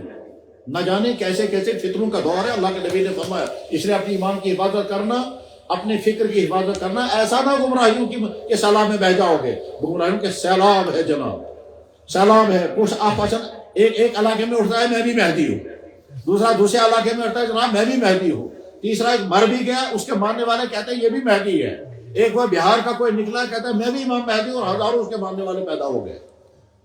نبی کے زمانے میں مسلمہ کذاب جھوٹا نبی پیدا ہوا تھا، اس کے ماننے والے بھی پیدا ہو گئے تھے۔ تو گمراہوں کے پیچھے مت چلنا، اور کوئی گمراہی کی دعوت دے گا کتنے حسین انداز سے اپنے ایمان کو بچانا، یہ ایمان کی بات۔ کنفیوژن، آنکھ بند کر کے کہو ہم تک اسلام پہنچا، کشمیر میں اسلام پہنچا حضرت شاہ ہمدان کے ذریعے۔ شاہ ہمدان سے لے کر آج تک جس پیٹرن پر ہمارا اسلام تھا ہم اسی پیٹرن پر رہیں گے۔ ہمارا اسلام ڈیپینڈ کرتا ہے قرآن و حدیث پر، اور قرآن و حدیث کی تشریح کرتے ہیں، حدیثوں کی تحقیق کرتے ہیں محدثین، اور اسلام کے قانون کی تشریح کرتے ہیں فقہاء کرام، اور قرآن کریم کی تفسیر کرتے ہیں مفسرین، اور عقائد بیان کرتے ہیں متکلمین۔ یہ 4 بڑے بڑے طبقے ہیں۔ ان 4 بڑے طبقوں نے جس طرح سے اسلام کو ڈیفائن کیا اس سے پہلے ڈیفائن کرنے والا کوئی نہیں، ہم اس پر نہیں۔ تو میرے نوجوان بھائیوں، اپنے ایمان کی حفاظت کرنا۔ اس ایمان پر کہاں سے حملے ہوں گے؟ ہو سکتا ہے تمہارے سامنے ایک لالچ آئے گا، اگر آپ یہ کرو گے پھر آپ کو یہ ملے گا، اور وہ کرنے پر آپ کا ایمان ختم ہونے کا خطرہ ہوگا۔ اس وقت فیصلہ کرنا ہے تمہیں کہ تمہیں لالچ کے پیچھے چلنا ہے یا اپنا ایمان بچانا ہے۔ ہو سکتا ہے تمہارے سامنے ایک آرڈر آئے گا تمہیں یہ کرنا ہوگا اور وہ کفر ہو، تو اپنے ایمان کی حفاظت۔ 3 خطرات، لالچ، جناب آپ کو سیٹ مل جائے گی بس آپ کو یہ کرنا ہوگا، آپ کو پڑھنے کے لیے فلاں جگہ بھیجیں گے آپ کو یہ کرنا ہوگا، کیونکہ دنیا کے لوگ لالچوں کے ذریعے سے اپنی چیز کو پھیلاتے ہیں۔ یہ تو صرف اسلام ہے، اسلام میں کہیں کوئی لالچ نہیں۔ اب پیسے دے کر کسی کو اسلام قبول نہیں کراتے، اور پیسے دے کر اگر مسلمان ہے تو مسلمان بنے گا ہی نہیں۔ اور ہم پریشر کی بنیاد پر کسی کو اسلام قبول نہیں کراتے، اگر پریشر کی بنیاد پر مسلمان بنے گا وہ مسلمان ہے ہی نہیں۔ لا اکراہ فی الدین، یہ ایسے ہی جیسے ہم کہتے ہیں کہ اگر کوئی زمین صحیح نہیں ہوگا اس میں مسجد بن ہی نہیں سکتی، وہ تو ہمارا اسلام کہتا ہے بھائی اگر تمہاری زمین صحیح نہیں تو تمہاری مسجد ہی صحیح نہیں ہے۔ ہمارا اسلام یہ کہتا ہے۔ ہمارے نبی نے جب مسجد بنائی اور لوگوں نے کہا حضرت ہماری زمین قبول کر لیں، آپ نے فرمایا کہ نہیں، قیمت دے دو، بغیر قیمت کے میں قبول نہیں کرتا۔ وہ مدینہ شریف کی مسجد نبوی کے متعلق اللہ کے نبی نے فرمایا سامنونی یا بنو نجار، اور بنو نجار والوں اس کی قیمت بتاؤ کتنی ہے، تب میں زمین مسجد بناؤ گا۔ تو ہم دوسرے کی زمین پر مسجد نہیں بناتے ہیں کیونکہ ہمارا دین روکتا ہے۔ ہم کسی کو جبرن کلمہ نہیں پڑھاتے، ہمارا دین روکتا ہے۔ ہم پیسے کے ذریعے کسی کو اسلام قبول نہیں کرتا، ہمارا اسلام کو مانتا ہی نہیں. ہم باقی لوگ پیسوں کے ذریعے سے، طرح طرح کے لالچوں کے ذریعے سے تو ہو سکتا ہے دعوت دیں گے. بہرحال میرا ٹاپک کیا ہے؟ اپنے ایمان کی حفاظت کرنا. نمبر 2، اپنے کیریکٹر کی حفاظت کرنا. کم سے کم 5 خطرے ہیں تمہارے کیریکٹر کا پیچھا کر رہے ہیں. وہ 5 خطرے کیا کیا ہیں؟ نمبر 1، جنسی بے راہ روی، لڑکوں اور لڑکیوں کے غلط تعلقات اور غلط دوستیاں، بوائے فرینڈ گرل فرینڈ کا فتنہ. اور اس کی وجہ یہ ہے کہ آج کے والدین بے غیرت و بے حس ہیں، جس کے نتیجے میں ان کے بیٹے اور بیٹیاں غلط راستوں پر چل رہے ہیں، ان کو پرواہ نہیں ہے. یہاں تک کہ بے غیرتی کا عالم یہاں تک کہ بیٹیاں کہیں سے کہیں پہنچ رہی ہیں اور والدین کو پتہ ہی نہیں ہماری بیٹیاں کہاں جا رہی ہیں. تو نمبر 1، جنسی بے راہ سے اپنی حفاظت کرنا. اور یہ آسان نہیں ہے، بہت مشکل ہے. اگر آپ جوان اپنی جوانی کو بچانے میں کامیاب ہو گئے اور کوئی داغ لگنے نہیں دیا اس دن تک جس دن تمہارا نکاح ہوگا، اور تم فخر کے ساتھ اپنی بیویوں سے کہو میں بالکل پاک صاف ہوں، ٹھیک. اور جب تم اپنی بیوی سے کہو گے میں بالکل پاک صاف ہوں، اس دن تم اپنے اللہ سے بھی کہنا یا اللہ میں نے آج تک اپنی جوانی کو بچایا، میں نے ان تمام خرابیوں سے اپنے آپ کو کس طرح سے بچایا، یا اللہ مجھے میڈل دے دیں. اللہ تعالیٰ آپ کو میڈل دیں گے. کیا فرمایا جناب رسول اکرم صلی اللہ علیہ وسلم نے؟ 7 آدمی قیامت کے دن عرش کے سائے کے نیچے ہوں گے. دوسرے نمبر پر یہ جوان ہوگا. نہ گنڈکس نمبر پر مولانا صاحب، نہ پیر صاحب، نہ بیکاں صاحب. گنڈکس نمبر پر عادل حکمران، اور دویمس نمبر پر گو پاک دامن جوان. عرش کے سائے، بخاری میں حدیث ہے، سب آتوں یذلہم اللہ تعالیٰ، اللہ تم کو میڈل دے گا. تو پہلی چیز جنسی بے راہ روی سے. جو لڑکا بچا ہوا ہے، میرے کسی کے ساتھ غلط تعلقات نہیں، بہت مبارک. اور میرا اور آپ کا مبارک کیا کرے گا؟ تم کو تو اللہ تمہارا نبی مبارک کرتا ہے. اور جو بچہ اس مصیبت میں پھنس گیا ہے، لا تمہارو آجی سے اور اپنے آپ کو باہر نکالو اور ان سے کہو کہ میں اس گندے کام میں نہیں آ سکتا. اس گندے کام میں رہتے ہوئے کیا ہوگا؟ تمہاری آنکھیں گنے گا، تمہارے ہاتھ گنے گا، تمہارے پاؤں گنے گا، تمہارا دماغ گنے گا. تم جب اس کے بارے میں سوچو گے تو تم اپنے دماغ سے اس نامحرم کے بارے میں سوچا اور اس کو سوچ کر تم نے دماغ میں لذت محسوس کی. جس دماغ میں گناہ کی لذت بٹھائی گئی اس دماغ میں اللہ تعالیٰ حلال کی لذت نہیں آنے دے گا. میں آج ہی سن رہا تھا کیس لا میرج کی بنیاد پر کیسے فتنے ہو گئے. خیر، تو اگر جو بچہ بچا ہوا ہے تو بہت مبارک اور آئندہ اپنی حفاظت کو. اور اگر کوئی بچہ اس میں پھنس گیا ہے، آج ہی لعنت بھیجو اس کو اور اپنے آپ کو سے نکالو. یہ جو کہتا ہے میں تمہارے تارے توڑ کر کے لاؤں گا اور تیرے بغیر میں جی نہیں پاؤں گا، یہ سارے شیطانی دھوکے ہیں. کوئی کسی کے لیے نہیں مرتا، کوئی کسی لیے تارے. ماں کے لیے تو تارے توڑ کر نہیں لا سکا، اپنی بہنوں کے لیے تو نے تارے نہیں توڑے. ہاں میں تیرے لیے تارے تو نہیں. تو جو بچہ اسے بچا ہوا ہے بہت مبارک، نمبر 1. نمبر 2، سوسائٹی کے اندر ڈرگز، منشیات اور شراب، اگر آپ بچے ہوئے ہیں تو بہت مبارک. اور اگر خدا نخواستہ اس طرح کی غلطی ہے تو یاد رکھو کہ تمہاری جوانی کے لیے زہر ہے. ابھی پچھلے ہفتے میں نے نوجوان دیکھا جو میرے پاس آیا، بلک کر رونے لگا. میں نے پوچھا کیا ہوا؟ کیا لگا جی دولت بہت تھی گھر میں، باپ کا اکیلا بیٹا تھا، باپ بہت بڑا افسر ہے، باپ کو کہتا ہے اب باہر بیٹھوں میں ساری. اب اس کے بعد کہتا ہے کوئی گناہ نہیں جو میں نے نہ کیا، کوئی گناہ نہیں. میں نے کہا اب کیا لگا؟ اب حالت یہ ہے دونوں کڈنیاں فیل ہو گئی، لیور ڈیمیج ہو چکا، ڈپریشن ہو چکا، رات کو نیند نہیں آتی، جب تک کچھ کھائے گا نہیں پیے گا نہیں، جب تک انجیکشن نہیں کرے گا تب تک نیند نہیں آتی ہے. اب بلا کر رو کر کہتا تھا وہ کس کا نیئر مذہب ہے تو وہ کیا کرا میں کتنے نکالوں. اپنی جوانی کی حفاظت کرو ڈرگ سے، غلط اشیاء سے، ڈانس دیکھنے سے. وقتی طور پر تمہیں مزہ آئے گا جب وہاں وہ ناچ رہے ہوں گے، لیکن تمہارے دماغ کے اندر نفاق داخل ہوگا اور وہ نفاق تمہیں چھوڑے گا نہیں. کیونکہ ڈانس جو ہے، عورتوں لڑکوں کا ڈانس جو ہے، وہ انسان کی جنسی جذبات میں حرکت پیدا کر دیتے ہیں. اور جنسی جذبات میں حرکت پیدا ہو جائے گی، اس کے بعد انسان ڈھونڈتا ہے میں کام کس کا پیچھا کروں گا. پھر آپ کہیں کسی کے عاشق بنو گے، کسی کا معشوق بنو گے. مبارک اس جوان کو جو یہ کہے گا کچھ بھی ہو جائے میں یہ گندی چیز نہیں دیکھوں گا، کیونکہ گندی چیز دیکھنے کی وجہ سے مجھے انفیکشن ہو جائے. اور اسی طرح سے گانے نہیں سننا، میوزک نہیں سننا. میوزک سب سنو گے تو کیا ہوگا؟ میں غیر کا عاشق ہوں، میرا بھی کوئی عاشق بننا چاہیے، میں کسی پر فدا ہو جاؤں اور میں بھی. اور جب تم میوزک سننے لگو گے پھر تمہارا ایک فرضی محبوب ہوگا، اس فرضی محبوب پر اس شاعری کو فٹ کرتے رہو گے، اور فرضی محبوب پر شاعری کو فٹ کرتے رہو گے. اس کے بعد شیطان ایک جگ اور لگا کر پھر کہے گا اب تم کسی کو محبوب بناؤ، وہ تم کو محبوب، تم اس کے محبوب. اس کے بعد گانے سنتے رہو گے، اس کے بعد فٹ کرتے رہو گے. اسی اسلام آباد کے ایک افسر نے مجھے فون کیا، کہا لگا مہربانی کر کے لوگوں کو بتا دیں کہ میوزک نہ سنا کریں. میں نے کہا کیوں؟ کہنے لگا میں برباد ہو گیا میوزک سن کر. میں نے کہا کیا کرتے ہیں؟ کہنے لگا میں فلاں افسر ہوں. میں نے کہا ہوا کیا؟ کہنے لگا جناب گھر میں بیوی ہے، میں میوزک سنتا رہتا تھا. اس کے بعد پھر بیوی نے تو کبھی نہیں کہا آپ میری ڈارلنگ ہو، آپ میرے معشوق ہو. کہتا آفس میں ایک لڑکی تھی اور لڑکی کے ساتھ میرے غلط تعلقات شروع ہو اور وجہ بنی میرے کو میوزک سننا. خیر، تو گانوں سننے سے بچو، ڈانس دیکھنے سے بچو، ڈرگس استعمال کرنے سے بچو، غلط افیئر سے بچو. اور آخری چیز تمہیں فیصلہ کرنا ہے کہ ہم اسلام کے مٹانے والوں میں رہیں گے یا اسلام کے بچانے والوں میں. آخری فیصلہ، میں اگر وہ ڈریس کوڈ استعمال کروں گا جو میرے نبی کے دشمنوں کا ہے، اس کا مطلب یہ کہ میں نے اپنے آپ کو ان میں کھڑا کیا. میں اگر وہ لینگویج استعمال کروں گا جو میرے نبی کے دشمنوں کا ہے، اس کا میرے بھائیوں مسلمانوں کو فیصلہ کرنا ہے ان کو نبی کا کلچر بچانا ہے یا مٹانا ہے. دور وہ آ چکا ہے، دور وہ آ چکا. میں نے آج ہی عالم ربانی کا بیان سنا، آج ہی اس عالم ربانی کا بیان سنا. عالم کون؟ جس نے اقوام متحدہ میں بھی تقریر کی، جس نے مدینہ شریف کے مدینہ یونیورسٹی میں پڑھا. اس نے تقریر کرتے ہوئے کہا کہ میرے جاننے والوں میں ان کے مریدین ہوں گے یا ان کا دوست ہوگا یا کوئی. انہوں نے کہا میں نے مجھ سے کہا کہ مجھے جناب رسول اللہ صلی اللہ علیہ وسلم کے خواب میں زیارت ہو گئی اور اللہ کے نبی نے بہت غمزدہ حالت میں فرمایا میری امت نے میرا دین ڈھا دیا ہے. کیا ڈھا دیا ہے؟ مطلب یہ ہے جو علاقہ، جو خطہ توحید تھا وہاں بھی بندر پہنچ گئے. کل مجھے انہوں نے کہا سوال کر کے، کہنے لگے جناب ہم نے ایمان قبول کیا، ہمارے ماں باپ تانا دے کر کہتے ہو کیا مسلمان بن گئے، ہمارا مذہب تو وہاں بھی پہنچ گیا، وہاں مندر بن گیا ہے. کہتا ہمارا سر نیچے ہو جاتا ہے.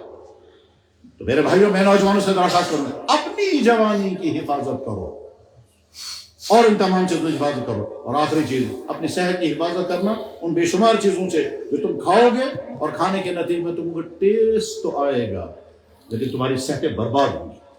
یہ فاسٹ فوڈ، یہ کولڈ ڈرنکس، یہ چاکلیٹ، یہ کرکرے، یہ چپس، یہ تمام چیزیں انسانوں کی صحتوں کے لیے زہر. سارا میڈیکل بتائے گا، کسی بھی ڈاکٹر کے حفظان صحت کی کسی کتاب میں کھول کر کے دیکھو ان تمام چیزوں میں فائدہ ہے یا نقصان ہے، صرف ٹیسٹ ہے اور کچھ نہیں. میرے بھائیو سیدھا سادہ لیمو کا ایک گلاس پانی پیو، اس میں بہت فائدے ہیں، اس میں بہت وٹامن سی ہے، اس میں بہت سارا تمہاری باڈی کے لیے فائدے ہیں. لیکن اگر تم نے کوئی اور کولڈ ڈرنک پیا جس میں صرف کیمیکل ہے، اس کیمیکل کے نتیجے میں تمہاری صحت کو تباہی ہو. آپ کو شاید نہیں اندازہ ہوگا اس وقت کشمیر میں بیماریوں کا سیلاب انتہائی تیزی کے ساتھ اوپر جا رہا ہے. آس پاس کے علاقوں میں اتنا نہیں ہے. جتنا یہاں کا کینسر ریشو بڑھ رہا ہے، جتنا کڈنی فیلئر یہاں کے بڑھ رہے ہیں، جتنا لیور کا ڈیمیج یہاں کا بڑھ رہا ہے، جتنا انزائٹی اور طوفان ہے، اس کی بہت ساری وجہ ہے حرام دولت اور مشکوک غذائیں. جناب والا کچھ نہیں معلوم ہے کیا کیا کھایا جا رہا ہے. باہر کے بنے ہوئے کباب آپ کھا رہے ہیں، کوئی پتہ نہیں کس کا گوشت ہے. یہ باہر کے آئے ہوئے آپ رشتے کھا رہے ہیں، کچھ نہیں معلوم ہے. یہاں کے ہوٹلوں میں جو باہر سے پیک ہو کر کے مرغے آ رہے ہیں، کچھ نہیں معلوم ہے وہ ذبح کیے ہوئے ہیں یا مرے ہوئے کو مرغے جو ہیں وہ کاٹ کر کے یہاں بھیج دیتے ہیں. وہ جو بون لیس آپ کھاتے ہیں بڑے بڑے ہوٹلوں میں، کچھ نہیں معلوم ان کا معاملہ کیا ہے. مشکوک ہی مشکوک.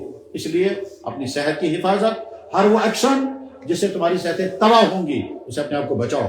ہر وہ چیزیں جس میں ٹیسٹ ہوگا تمہاری صحتیں تو اسے اپنے آپ کو بچاؤ. اللہ نے کیا کیا چیزیں فرض کی ہیں ان کا بیان بھی آیا.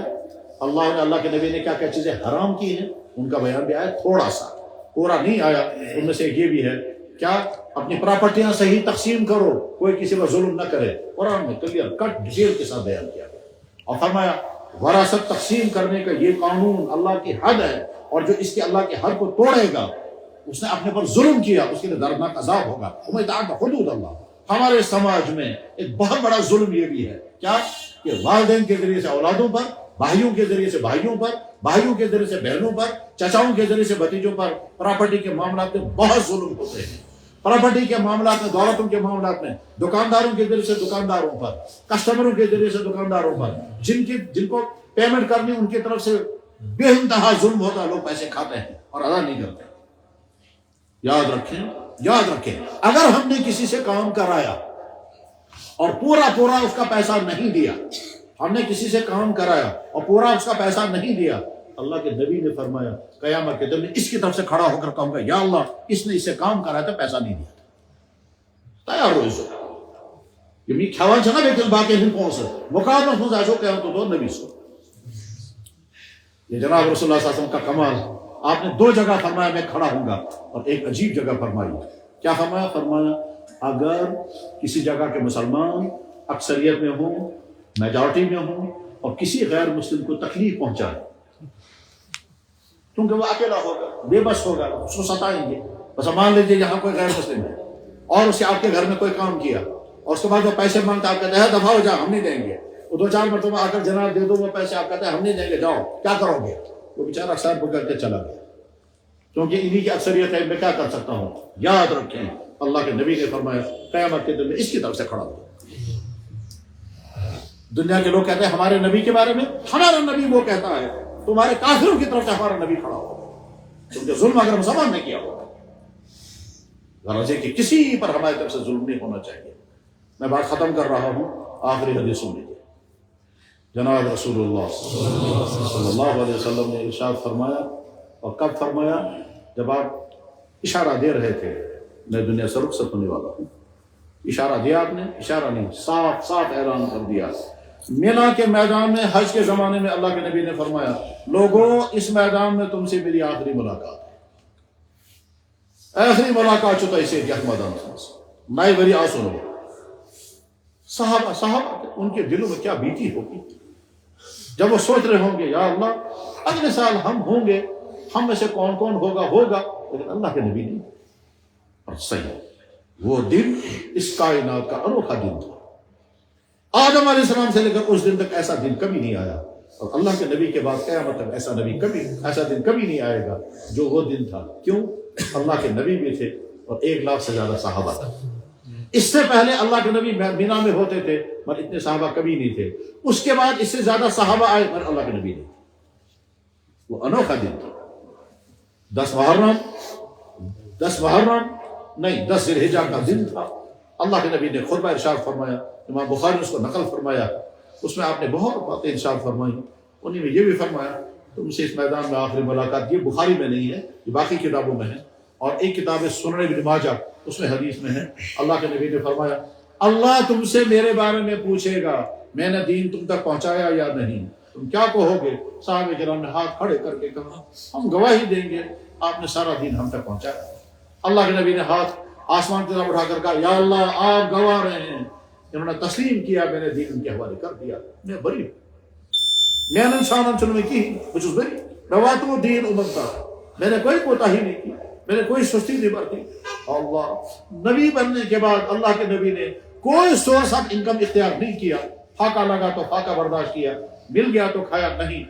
نبی علیہ السلام کی معیشت، آپ کے گھر کی ضروریات کہاں سے پوری ہوتی تھی؟ کوئی ذریعہ معاش نہیں تھا، مال غنیمت، مال فائق، اسی طرح سے صحابہ ہدیہ بھیجتے تھے تو کھاتے تھے۔ اللہ کے نبی حضرت عائشہ جب عائشہ کھانے کو کچھ ہے ہوتا تھا تو ٹھیک، نہیں ہوتا فرما تو چلو روزہ رکھیں گے۔ اس طرح سے اللہ کے نبی نے زندگی گزاری۔ اس لیے حضور فرمایا یا اللہ میں نے دین پہنچانے میں کوئی کوتاہی نہیں کی، آگے بھی برداشت کیے، کمائی کا کوئی ذریعہ میں نے اختیار نہیں کیا، نہ میں نے بزنس کیا، نہ میں نے مزدوری کی، نہ میں نے کچھ اور کیا، پھاکے لگے تو برداشت کیا، سارا دین ان تک ہوا، میں بری ہوں۔